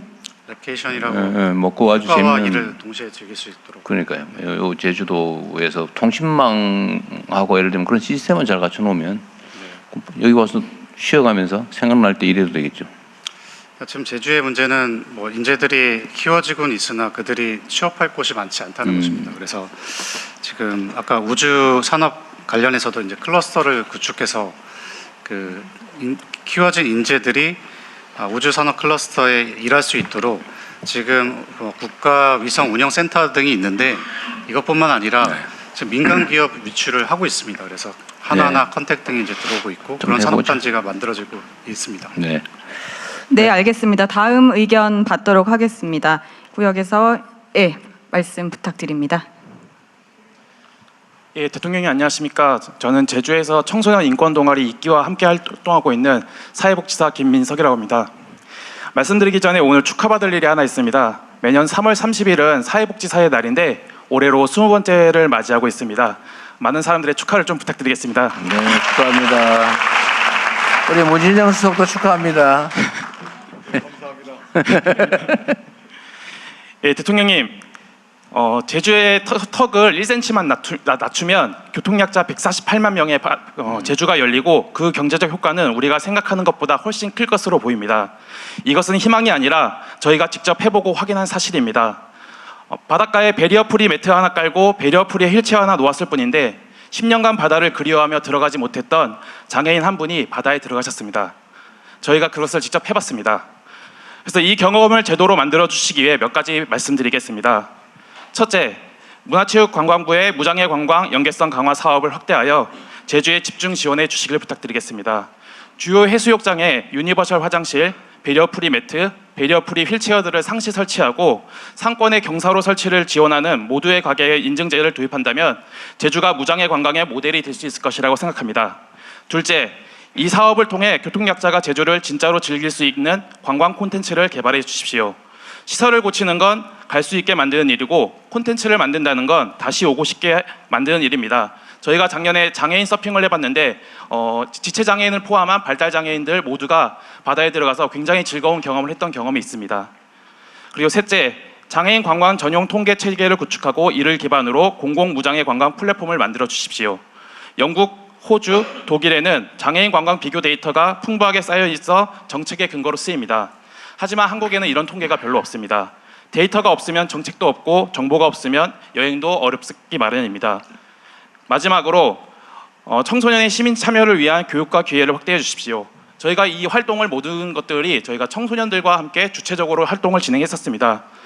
이런 것들을 통해 가지고 청소년이 이렇게 실제 지역사회 문제를 찾고 해결하는 정책의 대상이 아니라 주체가 될 수 있도록 시민정치 교육의 기회와 실제 정책 과정에 참여할 수 있도록 제도적 통로를 만들어 주시기 부탁드리겠습니다. 끝으로 저희가 베리어 매트 하나로 증명한 것은 작은 변화가 누군가의 세상 전체를 바꿀 수 있다는 것입니다. 제주가 모두를 위한 관광, 모두를 위한 제주가 될 수 있도록 앞으로도 함께해 주시길 부탁드리겠습니다. 감사합니다. 네, 감사합니다. 이번에는 사회수석실에서 어쨌든 다 검토하고 있는 일일 텐데 각별히 잘 챙겨주십시오. 예, 잘 챙겨보도록 하겠습니다. 무장애 장애인 위한 무장애 관광은 우리 정부의 공약이기도 하고 우리 정부의 가장 중요한 관광의 한 포인트라고 할 수 있습니다. 그리고 철저히 준비해서 제주도뿐만 아니라 전국적으로 확대할 계획이 있으니까 열심히 준비하도록 하겠습니다. 아까 말씀하신 중에 얼핏 나온 얘기인데 하여튼 베리어 프리 시설이나 이런 게 있는 거를 다 인공지능으로 다 분석해서 알려주는 그런 것도 그런 앱도 개발을 하고 그럴 계획입니다. 네, 말씀 감사합니다. 이번엔 여기에서 맨 앞줄의 여성분께 기회 드리도록 하겠습니다. 네, 안녕하십니까 대통령님. 국민의 생생한 목소리를 들으러 제주로 찾아와 주셔서 깊은 감사드립니다. 저는 서울에서 나고 자라고 제주로 이사해서 8년째 여기에서 살면서 제주의 보건의료 정책을 연구하고 있는 유혜영이라고 합니다. 오늘 저는 이 섬이라는 지리적 한계가 도민들에게 의료의 단절이 되지 않기를 바라는 마음으로 이 자리에 서게 되었습니다. 제주가 참 아름다운 곳인데 의료 현실에서는 참 냉혹합니다. 매년 고난이도 치료가 필요한 중증 질환을 앓고 있는 도민의 50%가 육지를 향하고 있습니다. 이는 아픈 몸을 이끌고 비행기를 타고 그리고 수도권 병원 근처에 숙소를 전전하면서 도민들이 시간적, 경제적 희생을 한다는 의미를 말하고 있습니다. 또 극희귀 질환자 분들은 진료비 감면을 위해서 한정특례를 받아야 하는데 이 진료를 받고 진단을 받을 수 있는 기관이 상급종합병원입니다. 그래서 제주 도민들 중에서도 그 희귀 질환자이신 환자분들은 이제 타시도를 향하여서 상급종합병원을 방문하고 지속적으로 치료를 받기 위해서 가야 하는 부담을 안고 있습니다. 다행히도 정부에서 현장의 목소리를 들어주셔서 이제 올해 초에 상급종합병원 지정을 위한 권역 분리에서 이제 제주가 독립 권역이 되었습니다. 이 부분은 진심으로 감사드립니다. 하지만 이 권역 분리가 지정이라는 결실을 맺기 위해서는 사실 신규 권역에서는 소요 병상수 제한 등과 같은 행정적인 문턱이 있는데 이 문턱을 넘을 수 있도록 정부의 전폭적인 배려가 좀 필요합니다. 아파도 이제 내가 살고 있는 곳에서 안심하고 치료받을 수 있는 제주, 그게 바로 제가 생각하고 도민들이 생각하는 필수 의료의 완결이라고 생각합니다. 상급종합병원이 제주에 지정되어서 도민들이 더 이상 아파도 원정길을 오르지 않고 이곳에서 치료받을 수 있도록 대통령님께서 특별한 관심을 가지고 계속적으로 지켜봐 주시기를 부탁드립니다. 여기까지입니다. 감사합니다. 예, 지금 말씀하신 대로 제주도는 상급 종합병원이 없는 유일한 권역이고요. 이게 지금까지는 그 진료 권역이 서울하고 같이 있었기 때문에 좀 불리한 면이 있었는데 올 2월에 분리가 됐습니다. 그리고 상급 종합병원은 매 3년마다 복지부 장관께서 이제 지정을 하시는데 올 연말에 그 지정이 돼 있습니다. 그래서 공약에도 돼 있고 또 국정과제에도 이 진료권역 재편과 상급 종합병원 추가 지정이 있습니다. 그래서 잘 준비하시면 가능성이 굉장히 높을 거라고 생각을 합니다. 네, 감사합니다. 지금 굉장히 열띠면서도 너무 잘해주고 계시는 것 같습니다. 이번에는 시간이 많이 흘렀는데 대통령님 2부 토론으로 자연스럽게 넘어가 보도록 하겠습니다. 2부에서는 제주도민 여러분께서 직접 체감하고 있으신 문제 그리고 제주의 미래를 위한 정책 제안을 자유롭게 해주시면 됩니다. 우리 아까 했던 약속들은 유효하지요? 네, 알겠습니다. 먼저 이쪽으로 가보겠습니다. 앞줄에 계시는 이 남성분께 마이크 드리도록 하겠습니다. 전원수 대변인. 네. 앞줄 편향이 좀 있는 것 같아요. 그래서 여러분도 그렇게 생각되시죠? 앞줄 편향. 네, 좀 뒤로 올라가도록 하겠습니다. 그건 무지하게 신경 써야 돼요. 그다음에 알겠습니다. 이 남녀 편향이 없나 또는 노소 편향은 없나 혹은 옷 색깔에 대한 편향은 없는가. 체계적으로 과학적으로 준비를 하고 있는데 조금 더 부족했습니다. 더 노력하도록 하겠습니다. 네, 대통령님 반갑습니다. 저는 그 육지와 섬, 지방과 지방을 연결하는 지역 항공망 하늘길의 마을버스가 되고자 지난 4년간 준비해온 신생항공사 섬에어의 전략 커뮤니케이션을 맡고 있는 강현우라고 합니다. 오늘 대통령님이 취임 300일이시기도 하고 결혼기념일이신데 오늘 저희에게는 굉장히 저희 회사에는 의미가 있는 게 사천과 김포 노선을 첫 정기 취항하는 날입니다. 그래서 좀 전에 1시경에 저희가 사천에서 정식 취항식을 가졌었습니다. 그런 의미 있는 날 이렇게 대통령님께 말씀을 드릴 수 있어서 대단히 기쁜 마음입니다. 사실상 홍보를 하고 계신 거죠? 네, 그렇습니다. 네, 잘하고 계십니다. 네. 저희가 그 섬 지역들의 그 주민 이동권을 보장하기 위해서 흑산도 백령도에 지금 공항을 건설을 계획을 하고 있고요. 울릉도에는 지금 내년 말 완공을 목표로 지금 공항이 준비 중에 있습니다. 그리고 지난 2월에 대통령님께서 그 국가관광전략회의에서 인천공항에서 지방공항 연결하는 문제 제기하셨었고 특히 제주와 연결하는 문제를 말씀하셨었습니다. 그런 부분들을 감당할 수 있는 게 저희 소형항공 사업자들입니다. 저희 소형항공 사업자들은 약 80석 이하의 좌석을 가지고 운행을 하고 있기 때문에 수요가 그러니까 일반 LCC들이 200석짜리 운항하는 것보다 훨씬 적은 수요를 가지고도 운항을 할 수 있기 때문에 그 약간의 지원들만 있다면 충분히 그 운항들을 할 수 있어서 그런 그 빈틈들이 있습니다. 그래서 그런 부분들이 아직 이제 생소했던 그런 소형 운송 사업자들 이 영역들이 있었어서 이제 그것들이 본격화될 것으로 보입니다. 그래서 그런 부분들에 대해서의 관심들을 좀 가져주십사 하는 부분에서 오늘 말씀을 좀 드리고자 합니다. 한 3가지 정도의 말씀을 좀 드리고 싶습니다. 첫째는 제주를 포함한 지역 항공망을 국가 전략 사업으로 좀 채택을 해주셨으면 좋겠습니다. 대통령께서도 그 김포와 제주 노선이 전 세계에서 제일 바쁜 항공 노선인 걸 알고 계실 겁니다. 이걸 뒤집어 보면 제주 관광조차도 수도권 집중으로 되어 있다는 것입니다.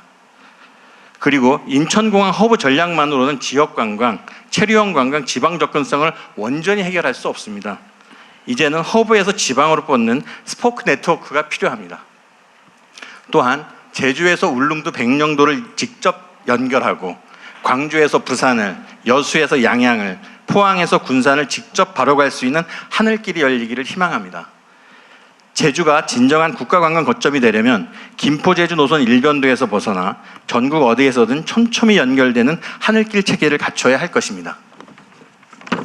두 번째는 지역 항공을 지방 생존 인프라로 인정을 하고 정책 구명 접근성을 좀 높여주셨으면 좋겠습니다. 지역 항공은 관광만의 문제가 아니라 생존과 직결된 문제입니다. 응급 이송이랄지 생필품 물류 등이 아우르는 지역 생존 기반으로 지방시대의 실질적 인프라입니다. 그러나 현실에서는 정책과 실제 집행사의 간격이 좀 있습니다. 도로, 철도와 함께 지방항공망도 국가기관망으로 인정하고 국민성장펀드 등 정책 구명의 문을 함께 열어주셨으면 좋겠습니다. 네, 조금 더 압축적으로 부탁드립니다. 셋째, 마지막입니다. 이제 소형항공 운송사업자의 국제선 좌석 기준을 국내선과 동일하게 80석으로 조정해 주십시오. 현행 규정상 소형항공 운송사업자의 국내선은 80석으로 제한되어 있고 국제선은 50석으로 기준이 달리 적용되어서 동일한 항공기로 국내선과 국제선을 함께 운영하기 어려운 구조로 되어 있습니다. 정책 당국의 고민이 분명히 있었을 것입니다. 국제선 역시 80석 기준으로 운항할 수 있도록 규제를 개선해 주셨으면 좋겠습니다. 이상입니다. 감사합니다. 네. 다음 진행하기 전에 내가 하나 참고로 말씀 하나 드리고 가면 좋겠어요. 제가 행정을 해보니까 아니 시민단체에서 일할 때도 느꼈던 것인데 목소리 큰 사람, 숫자 많은 사람이 장땡이더라. 속된 말로 쪽수가 장땡이다. 쪽수가입니다. 이런 얘기들이 실제로 현장에 있습니다. 그리고 행정기관들은 실제로 거기에 반응을 해요. 그래서 어떤 일까지 벌어지냐면 아는 분 계실지 모르겠는데 일당 받고 집회에 동원되는 경우도 많아요. 그 하루에 얼마 이렇게 해가지고 좀 우리가 생각하는 상상하는 그런 거 말고 광화문 이런 데 말고 예를 들면 철거 아니면 무슨 어떻게 서민들의 그 애환이 담긴 그런 민원들도 숫자가 많아서 항의하면 더 잘 대우해 주더라. 그래서 이제 숫자를 불리기 위해서 또 목소리를 키우기 위해서 사람까지 사서 이렇게 시위를 하는 경우도 있고 또 이렇게 관청을 향해서 그 높은 데시벨의 스피커, 고성능 스피커로 괴롭혀가지고 그 효과를 보는 경우도 있고 그러다 보니까 이게 어떻게 하면 더 시끄럽게, 더 요란하게, 더 괴롭힐 수 있을까? 이제 이런 게 이제 일종의 능력처럼 그렇게 인정되는 시대도 있었죠. 지금도 사실 그런 마인드가 좀 남아 있어요. 근데 이거는 사실 민원을 대하는 정부 당국자들의 기본적인 태도 때문에 생긴 일입니다. 그러니까 힘세면은 그게 옳든 그러든 더 존중해주고 또 힘없어 보이고 숫자 얼마 안 돼 보이고 이러면은 또 무시하고 이런 경향이 없지 않았죠. 지금도 전혀 없다고 할 수 없습니다. 우리도 피해 규모가 크면 더 많이 강력하게 신속하게 대응하는 게 사실이죠. 사회적 파장이라고 하는 것 때문에 그런 게 있습니다. 그런데 제가 성남시장이 되면서 그런 문제 때문에 이렇게 얘기를 했어요. 그리고 그걸 평생 지키려고 노력을 했습니다. 100명이 모여서 꽹가리를 치고 하는 말이나 한 명이 이메일 보내는 거나 똑같이 취급한다. 그리고 오히려 아니 말로 해도 되는 걸 힘을 자꾸 쓰면은 약간의 불이익을 줘야 되겠다. 대신에 저의 행정 방침을 명확하게 이렇게 알려주고 또 실천을 해야 되겠죠. 그래서 정말 나름대로 노력을 했고 지금도 국가 행정에도 그렇게 하려고 노력하고 있어요. 그래서 여러분들이 오시면 메모해서 내라. 저희가 다 검토해서 똑같이 발표하거든요. 다 통지도 다 해드리고 있죠. 네, 맞습니다. 얼마 전에 90몇 % 했다고. 실제로 검토해서 통해드리고 아니면 뭐 우리가 처리할 수 없는 일선 구청에 관한 일이면 구청으로 뭐 보내고 그렇게 하고 있죠. 그래서 이 자리에서 꼭 마이크 들고 얘기를 하면 더 존중받겠지? 이런 고민 안 하셔도 됩니다. 필요하면 써서 내도 되고. 그러면 그거 뭐 써서 내지 뭐 민원 내지 말로 몰려다니면서 이렇게 시끄럽게 하냐라는 생각을 할 수가 있죠. 그 이유는 우리 모두가 해당되는 또 많은 다수가 해당되는 공통의 과제를 한번 공론화하자는 거예요. 이 자리에 발언을 통해서 개별 민원을 해결하자는 게 아니고 뭐 그것도 부수적인 효과겠지만 제주의 문제 또는 대한민국의 문제, 국정에 관한 이야기, 온 나라 살림에 관한 의견, 제안 이런 것들 한번 공론화해 보자는 거예요. 많은 분들이 보는 속에서. 좀 그러자는 취지시죠? 그래야 기회가 많이 생겨요. 그런데 내 얘기, 우리 뭐 사업 얘기, 뭐 물론 뭐 다 그랬다는 건 아니고 그렇게 혹여라도 그렇게 흘러가면 이거 모여 있을 필요가 없지. 여러분도 여기 보면 아마 이 얘기는 꼭 해야지 이거 무지하게 많을 거예요. 그런 분들한테 기회를 많이 드리려면 좀 짧게 들어가는 말, 마치는 말 다 빼고 자기소개하고 그냥 핵심적인 얘기만 해서 좀 함께 논의해보고 함께 생각해볼 기회를 갖는 거죠. 그러면 좀 많은 사람들이 얘기할 수 있어요. 네. 내가 일단 당첨됐으니까 그렇게 하지 말고 당첨된 후에도 당첨되지 않고 당첨을 기다리는 사람의 마음으로 그렇게 좀 압축적으로 해주면 좋겠어요. 네. 지금 시간이 사실은 거의 다 됐습니다. 다 됐어요. 그것도 뭐 또 그럴 수가 있나? 됐습니다. 또. 하지만 조금 더 네. 받으신다고 하셨습니다. 뒤로 가겠습니다. 뒤로 가서 여기 그 노란색 모자 쓰신 여성분께 마이크 드리겠습니다. 두세 줄로 압축적으로 부탁드립니다. 이게 압축하는 게 쉽지는 않아요. 고맙습니다. 맞습니다. 와 떨립니다 지금. 며칠 잠 못 잤습니다. 반갑습니다. 잘 안 보입니다. 쓰겠습니다. 그래요. 네, 저는 20년 전 제주도로 이주해서 지금까지 행복하게 살고 있는 75살 정영희입니다.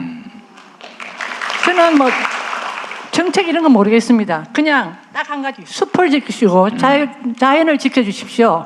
있는 숲 베어내고 돈 들여서 새 숲 만들지 마시고 제발 좀 자연 좀 지켜주시고 저 행복하고 우리 노인들 행복하게 살 수 있게. 네. 우리나라 좋은 나라입니다.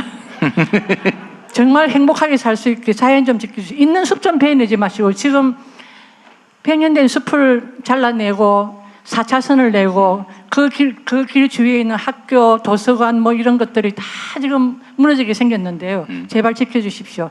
저 부탁은 그거 한 가지입니다. 그리고 대통령 뵙고 싶어서 3일 잠 못 잤습니다. 너무 반갑습니다. 고맙습니다. 네. 고맙습니다. 고맙습니다. 네.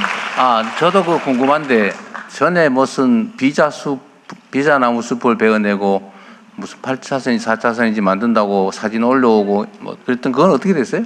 그거는 큰 일이고. 그거 어떻게 됐어요? 그건 저는 모르죠. 하다 말았어요? 끝까지 했어요? 알았습니다. 그냥 고맙습니다. 궁금해서. 네. 네. 네? 제2공항? 공항을 할지 안 할지도 안 했는데 뭐 벌써 더로부터 그랬어요? 네, 이따가 의견서를 넣어주시면 검토를 하도록 하겠습니다. 죄송합니다. 네. 저기 3구역에 맨 뒤에 계신 남성분께 마이크 드리도록 하겠습니다. 정장 입으신 남성분께 마이크 전해주십시오. 대통령 반갑습니다. 저는 한경면 쪽에서 농업인이 심부름을 하고 있는 머슴을 하고 있는 제주 고산농협조합장 고영찬입니다. 농협.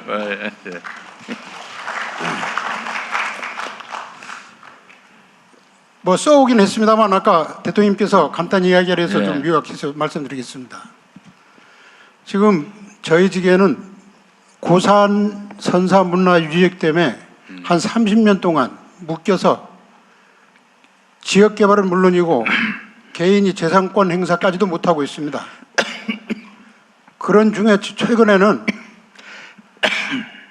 귀향해서 70세 노무를 모시겠다 하면서 귀향해가지고 시설하우스를 짓고 감귤나무를 심었습니다. 한 1년 지난 후에 거기에 철거 명령이 떨어졌습니다. 문화재 쪽에서. 그래서 지금 이 청년에게는 철거 명령이 아마 사형 선고처럼 받아들이고 있을 겁니다. 이 부분은 대통령님께서 좀 잘 지켜서 봐주셔서 정말 청년들이 농촌으로 돌아올 수 있도록, 이게 또한 다른 쪽에서 보면 농촌 소멸을 막는 방법이기도 합니다. 고향으로 돌아와서 부모와 함께 농사 짓겠다고 하는 이런 현실에 정말 머슴을 하고 있는 저 입장에선 어떤 얘기를 해야 될는지 모르겠습니다. 네. 또 한 가지 네, 말씀드리겠습니다. 압축적으로 부탁드립니다. 다른 하나만 더 말씀드리겠습니다. 현재 부끄럽습니다만 이제 농협 개혁 이야기가 많이 나옵니다. 농협 개혁은 제도 개선으로 되는 것만 아니라 마지막에 농촌 소멸을 막고 농촌 재생을 할 수 있는 마지막 연결고리까지 해서 같이 검토해 주시기 바라겠습니다. 또 하나는 네. 왜 자꾸 늘어나요? 아닙니다. 줄여주십시오. 지금 지역에 보면 농촌 지역에 보면 과거에 사용하던 관공서들이 방치되어 있습니다. 그게 허물이 돼가지고 아마 청소년들 지금 허무 지역이 되고 있는데, 저희가 그 공공근로자 계절 사업을 하고 있는데 그 관서를 좀 임대하거나 살려고 했더니 대통령님이 지난번에 국고재산 마음대로 팔지 말아라 지시한 것 때문에 임대도 안 되고 지금 그렇게 서 있는 상태입니다. 우리가 이 공공근로자 관련 부분은 숙소가 반드시 필요합니다. 이렇게 사용할 수 있도록 좀 지사님께서 네, 다른 대통령께서 부분들은 도와주시기 바라겠습니다. 네, 의견 고맙습니다. 감사합니다. 잠깐만. 네. 네. 관공서 문제는 팔아먹지 말라고 그랬지 활용하지 말라는 소리는 아니었는데, 그건 나중에 한번 상황을 체크해서 저렇게 부당하게 혹시 그 핑계 대고 또 안 하는 경우가 있는 관공서 모양인데 포함해서 폐교들을 공공성을 활용을 하라는 거지. 활용하는 팔아먹지 말라는 말을 거지. 지금 모색하고 있습니다. 그리고 그 뭐 귀농 청년 문제도 좋은데 거기 원래 농사 지면 안 되는 데다 농사를 진 모양이네 보니까. 그러니까 철거 명령이 나왔겠죠. 문제되는 게 그겁니다. 30년 정도면 한 반세대가 흘러가는 거 아닙니까? 아니 잠깐만, 현 제도가 그런데 그 제도를 위반했으니까 철거 명령이 나온 거 아닌가요? 예, 그 제도가 잘못됐다 그 말인가요? 예, 그거는 맞습니다. 그런데 네, 알았어요. 구역을 네. 알 수가 없습니다. 구역을. 네, 알겠습니다. 그 타당성 여부는 제도적으로 좀 접근해야 될 문제 같고. 네. 저 끝으로 가서 가장 먼저 들어주신 검은색 둘째 줄에 검정색 입으신 여성분께 기회 드리도록 하겠습니다.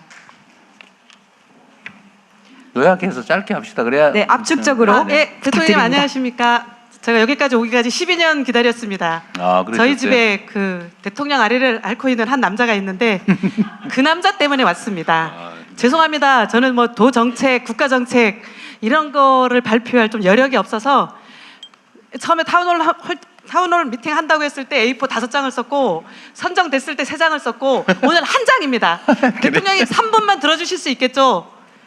제가 더 빨리 줄여주십시오. 읽겠습니다. 네. 안녕하세요. 저는 한라산 둘레길에서 남편과 함께 근무하고 있는 김영숙입니다.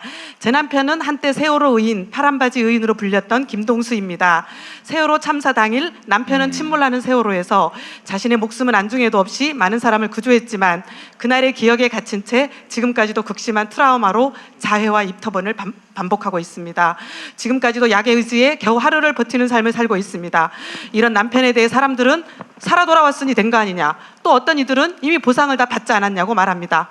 아버지가 사람들을 구하는 모습을 보고 큰딸은 운국구조사 군무원으로, 작은 딸은 소방관이 되었습니다. 하지만 아버지의 고통을 함께 짊어진 결과 큰딸은 림프전이를 동반한 유방암 판정을 받아 힘든 치료 과정을 마쳤지만 지금은 뼈로 전이된 상태이며, 작은 딸은 갑상선암 진단 이후 태중의 아이를 잃는 아픔을 겪었습니다. 그럼에도 두 딸은 자신의 고통보다 아버지를 더 걱정하고 있습니다. 이런 상황 속에서 남편의 상태는 점점 더 악화되어 왔습니다. 2014년 4월 16일 해경동 구조 인력은 책임을 다하지 못했지만 남편은 인대가 끊어질 정도로 몸을 바쳐 사람들을 구조했습니다. 그럼에도 구조하지 못한 생명에 대한 죄책감에 여전히 시달리고 있습니다. 남편은 공무 수행 중이 아니므로 국가 유광조는 될 수 없다고 해서 의상자 신청을 했고, 2번의 신청 끝에 의상자 5등급 인정을 받았습니다. 트라우마 사례로는 처음이었다고 들었습니다. 하지만 이것이 오히려 저희 가족의 족쇄가 되었습니다. 의상자 제도가 있음에도 불구하고 현장에서조차 인정받지 못하는 일이 반복되며 남편은 더 큰 상처를 입었습니다. 대통령님, 남편은 단지 눈앞에 생명을 한 사람이라도 더 구해야 한다는 생각뿐이었습니다. 구조한 사람보다 살려달라 외치던 사람들의 모습이 더 선명하게 남아 남편을 괴롭히고 있습니다. 참사 이전에는 평범했던 저희 가족이 오히려 사람을 구조한 이후 헤어날 수 없는 고통 속에 살고 있습니다. 딸 바보 아빠 동수 씨는 자신 때문에 딸들이 아프다고 자책하고, 아빠 바보 딸들은 아버지를 걱정하느라 치료에 온전히 집중하지 못하고 있습니다. 남편은 더 이상 예전으로 돌아갈 수 없습니다. 그렇게 국가가 이 고통을 이해하고 최소한 김동수 당신은 인정받은 사람이라는 확신을 줄 수 있어야 하지 않겠습니까? 부디 남편이 좌절하지 않고 자부심을 가질 수 있도록 여러 기관에서 제도를 좀 살펴봐 주십시오. 세월호 12주기가 이제 며칠 앞으로 다가오지만 남편은 갈 곳이 없어 스스로 3평짜리 컨테이너를 마련해 기억 공간을 홀로 준비하고 있습니다. 세월호로 희생된 이들을 충분히 추모하되 지옥 속에서 살아남은 사람들의 고통도 함께 기억해 주시길 부탁드립니다. 끝으로 저희 가족의 이야기를 담은 만화 홀 어느 세월호 생존 이야기가 출간되었고, 다큐멘터리 이어달리기가 작년 부산 영화제를 시작으로 올해 서울 인권영화제에서도 상영될 예정입니다. 한 남자를 지켜내기 위해 저희 세 식구가 고군분투하며 이어달리기를 하고 있고, 많은 분들이 함께 달려주고 계십니다. 대통령님께서 그 마지막 주자가 되어 결승 테이프를 끊어주신다면 더 바랄 것이 없겠습니다. 그리고 대통령님께서 언젠가 제 남편 김동수를 만날 기회가 있다면 제 남편에게 장하다, 고생 많았다고 한마디 건네주신다면 큰 위로가 될 것입니다. 의인의 삶이 불행이 아닌 해피엔딩으로 끝날 수 있도록, 그래서 더 많은 의인들이 한국 사회에 나올 수 있도록 도와주십시오. 감사합니다.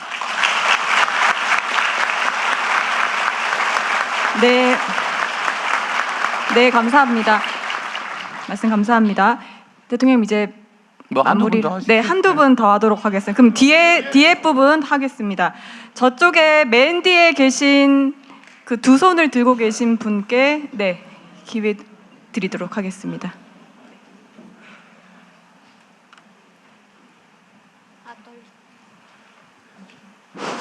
빨리 말할게요. 감사합니다. 네, 저는 서귀포시 남원읍에 거주하는 35살 송민영이라고 합니다. 저는 청주에서 나고 자랐고 제주도로 대학교를 진학하면서 이곳에 남편을 만나서 정착하게 되었습니다. 저는 제주도의 육아 돌봄 정책인 수누른 돌봄 사업에 도움을 받아 이웃들과 함께 품앗이 형태의 공동 육아를 하고 있습니다. 수누른 돌봄 사업은 제주 고유의 상주 문화인 수누름에서 따온 말로 2016년도 18개의 공동체 성장으로 시작하여 현재는 220개의 공동체가 선정되어서 1006가구 3,739명이 혜택을 받아 공동 육아를 이어오고 있습니다. 올해에는 감사하게도 지원 범위와 지원금이 상향되어서 각 공동체의 인원수에 준하여 기존 최대 150만 원에서 200만 원으로 확대되었으며, 지원 대상 또한 임산부 포함 손자 손녀를 돌보시는 조손가정, 그리고 중학생을 키우는 양육가정까지도 최소 3가정 이상 모여 매년 1월 공고하는 수누른 돌봄 사업에 지원하게 돼서 선정이 되면 돌봄비를 지원받으며 공동육아를 할 수 있게 되었습니다. 저는 26살에 아이를 처음 출산한 이후 친정도 육지에 있어 도움을 받을 수 없는 상황에서 주변에 함께 아이를 키울 지인도 없고 기댈 곳 없이 육아를 하며 막막하던 그때 아이가 생후 60일 때 이 사업을 알게 되었고, 그때부터 제 삶은 크게 달라졌습니다. 있습니다. 처음에는 외동으로 아이를 키울 생각이었지만 공동 육아를 하면서 함께하는 돌봄 속에서 서로 의지하고 지지해주는 환경이 만들어지자 저희 가족도 더 큰 용기가 생기게 되었고 지금은 넷째 아이까지도 계획을 할 만큼 큰 변화를 겪게 되었습니다.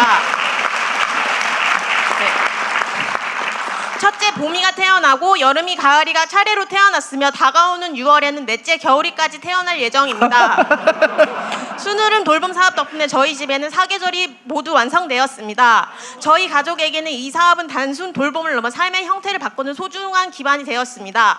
제가 5년 전 처음 남원읍으로 이사를 하면서 지역 특성상 육아 돌봄 공백이 생겼을 때 아이를 갑작스럽게 맡길 센터나 학원이 부족하다 보니 저와 같은 어려움을 겪는 양육자들을 모아 순으름 돌봄 사업에 대해 알리고 아이를 믿고 맡길 이가 있어서 간식비라도 부담이라도 덜고 등하원만이라도 마음이 편한 육아를 해보고자 하는 마음으로 공동체를 결성하였고 3년 전 처음 공동체를 결성하였을 당시에는 아이들이 13명이었지만 순으름 돌봄 사업의 도움을 받아서 함께 육아를 이어오면서 공동체 구성 가정 모두에게 긍정적인 변화가 생겨서 올해는 아이들이 17명으로 늘어나게 되었습니다.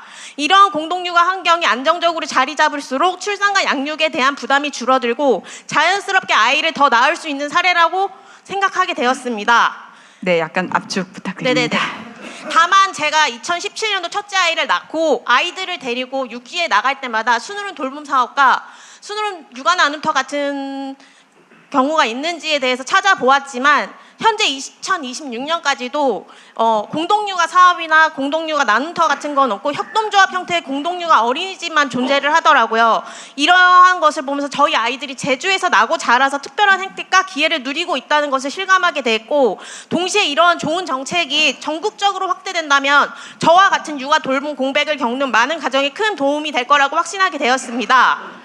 부디 공동육아 돌봄 사업의 전국 확대와 함께 현재 운영 중인 사업의 안정적인 유지와 발전을 위하여 관심과 지원을 부탁드립니다. 긴 이야기 들어주셔서 감사합니다.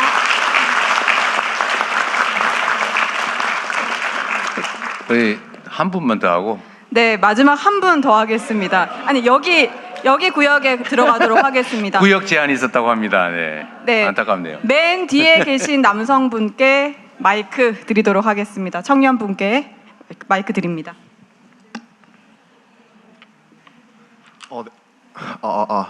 네, 만나서 반갑습니다. 다른 분들의 기회를 뺏은 것 같아서 죄송스럽고 간단하게 빠르게 진행하도록 하겠습니다, 대통령님. 저는 이제 아까 말씀하신 교수님의 제자로 지금 제주대학교에 다니고 있는 청년입니다.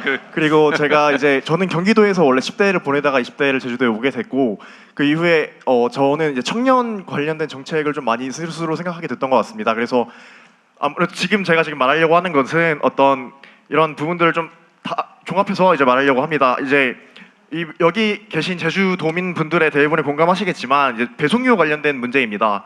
추가 배송료가 연간 약 800억 원에서 1,000억 원 정도로 집계가 되고 있습니다.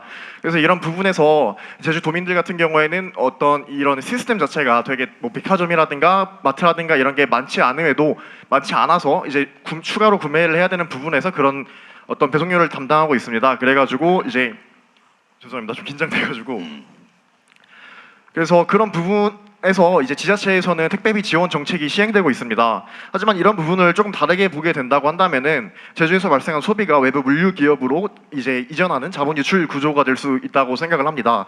그래서 이런 부분이 단기적으로는 도움이 될 수 있지만 장기적으로는 지역 경제의 자립성을 약화시킬 수 있다고 생각을 합니다. 그래서 저는 지역 기반의 물류 플랫폼을 조성을 해가지고 그럼 기존에 이제 제가 좀 예시로 들고자 하는 게 있는데 제가 알기로 이제 애경그룹과 제주항공에 대한 예시입니다. 처음에는 제주도와 같이 애경그룹이 출자를 해가지고 만들었다 보니까 그런 부분에서 처음에 많이 비싸진 어떤 대형 항공들 위주에서 LCC 위주로 이제 비행기 가격이 많이 싸진 걸로 알고 있습니다. 그래서 그런 방식의 착안을 해가지고 풀필먼트 센터를 국가가 지원을 하고 라스트 마일에서 혁신을 담당해가지고 지역 기반의 물류 플랫폼을 만들게 되고 그 이후에서 그 안에서 청년들을 채용하고 어떤 이런 사회적 기업의 형태로 진행될 수 있다고 한다면은 많은 제주 지역 도민들이 느끼고 있는 어떤 이런 배송료 관련된 부분에 대한 문제들을 좀 더 해결할 수 있을 것이라고 생각을 합니다. 기회 주셔서 감사합니다. 네, 감사합니다. 마지막으로 우리 대통령님의 마무리 말씀을 청해 듣도록 하겠습니다. 아쉽죠? 네. 아쉬워야 다음에 또 그리워지지. 에? 뭐라고? 1분 내로 하세요. 1분 내로. 네.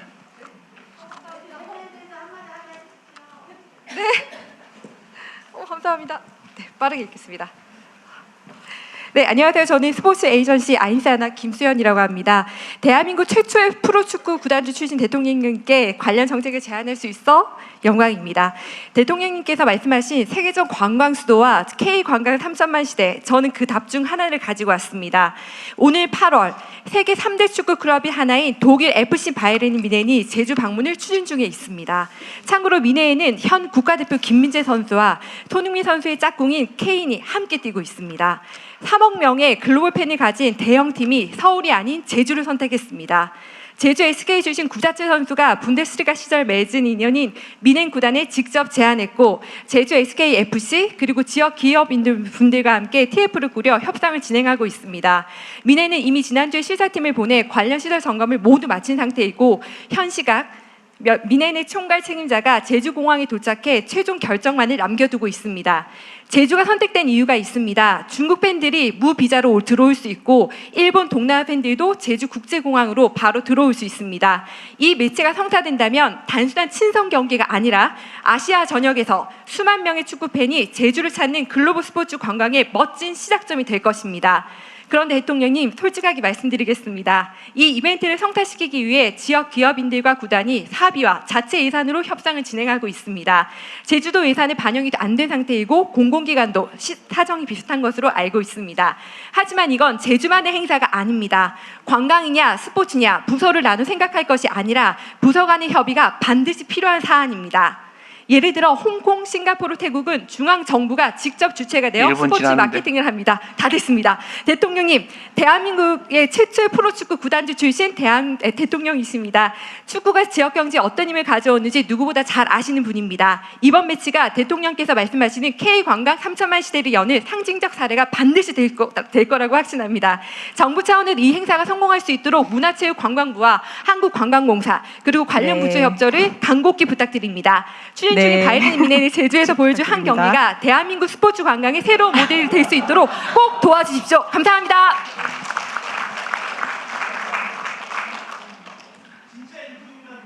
원정 경기 그 상대 팀이 누구라고요?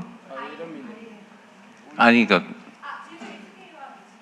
SK하고. 네. 이제는 정말 네. 자, 아까 제가 말씀드렸던 것처럼 메모를 해서 내시면 여기서 말씀하신 거나 똑같이 우리가 회신을 해드리도록 하고, 또 거기에 국가 정책 판단이나 결정이 필요하면 거기에 참고하도록 할게요. 그 아까 네 번째 출산을 준비 중이라고 그러셨어요? 준비라고 하는 단계가 이미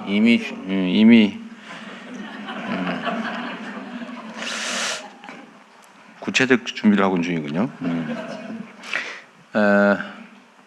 이제 그거와 직접 관계된 건 아니에요. 저희가 이제 어쨌든 육아, 양육 지원 뭐 그런 건 열심히 할 텐데, 최근에 그 출생률이 1월 기준으로는 0.99까지 올라갔다. 그러니까 1에 거의 가까워졌다고 하는 보고가 있어서 일부에서 그 말고도 그 전에도 사실은 이제 0.8를 막 넘어가고 있잖아요. 보통 0.7 초반이었는데 전 세계에서 출생률이 가장 낮아서 가장 먼저 사라질 나라다, 이렇게 평가를 받고 있었는데, 최근에 하여튼 출생률이 올라가고 있어서 우리도 내부적으로는 이게 도대체 왜 그럴까?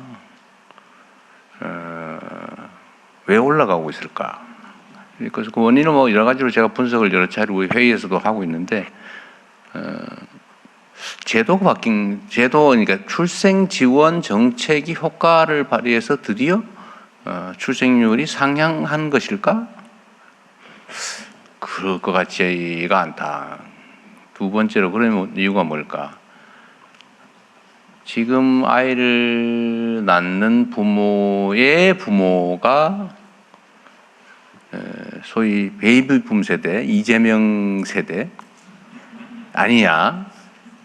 그러니까 자녀들을 워낙 많이 낳아서 그 워낙 많이 낳은 그 사람들이 이제 결혼해서 아이를 낳을 때가 된 거 아니냐. 이런 판단도 하나 있고요.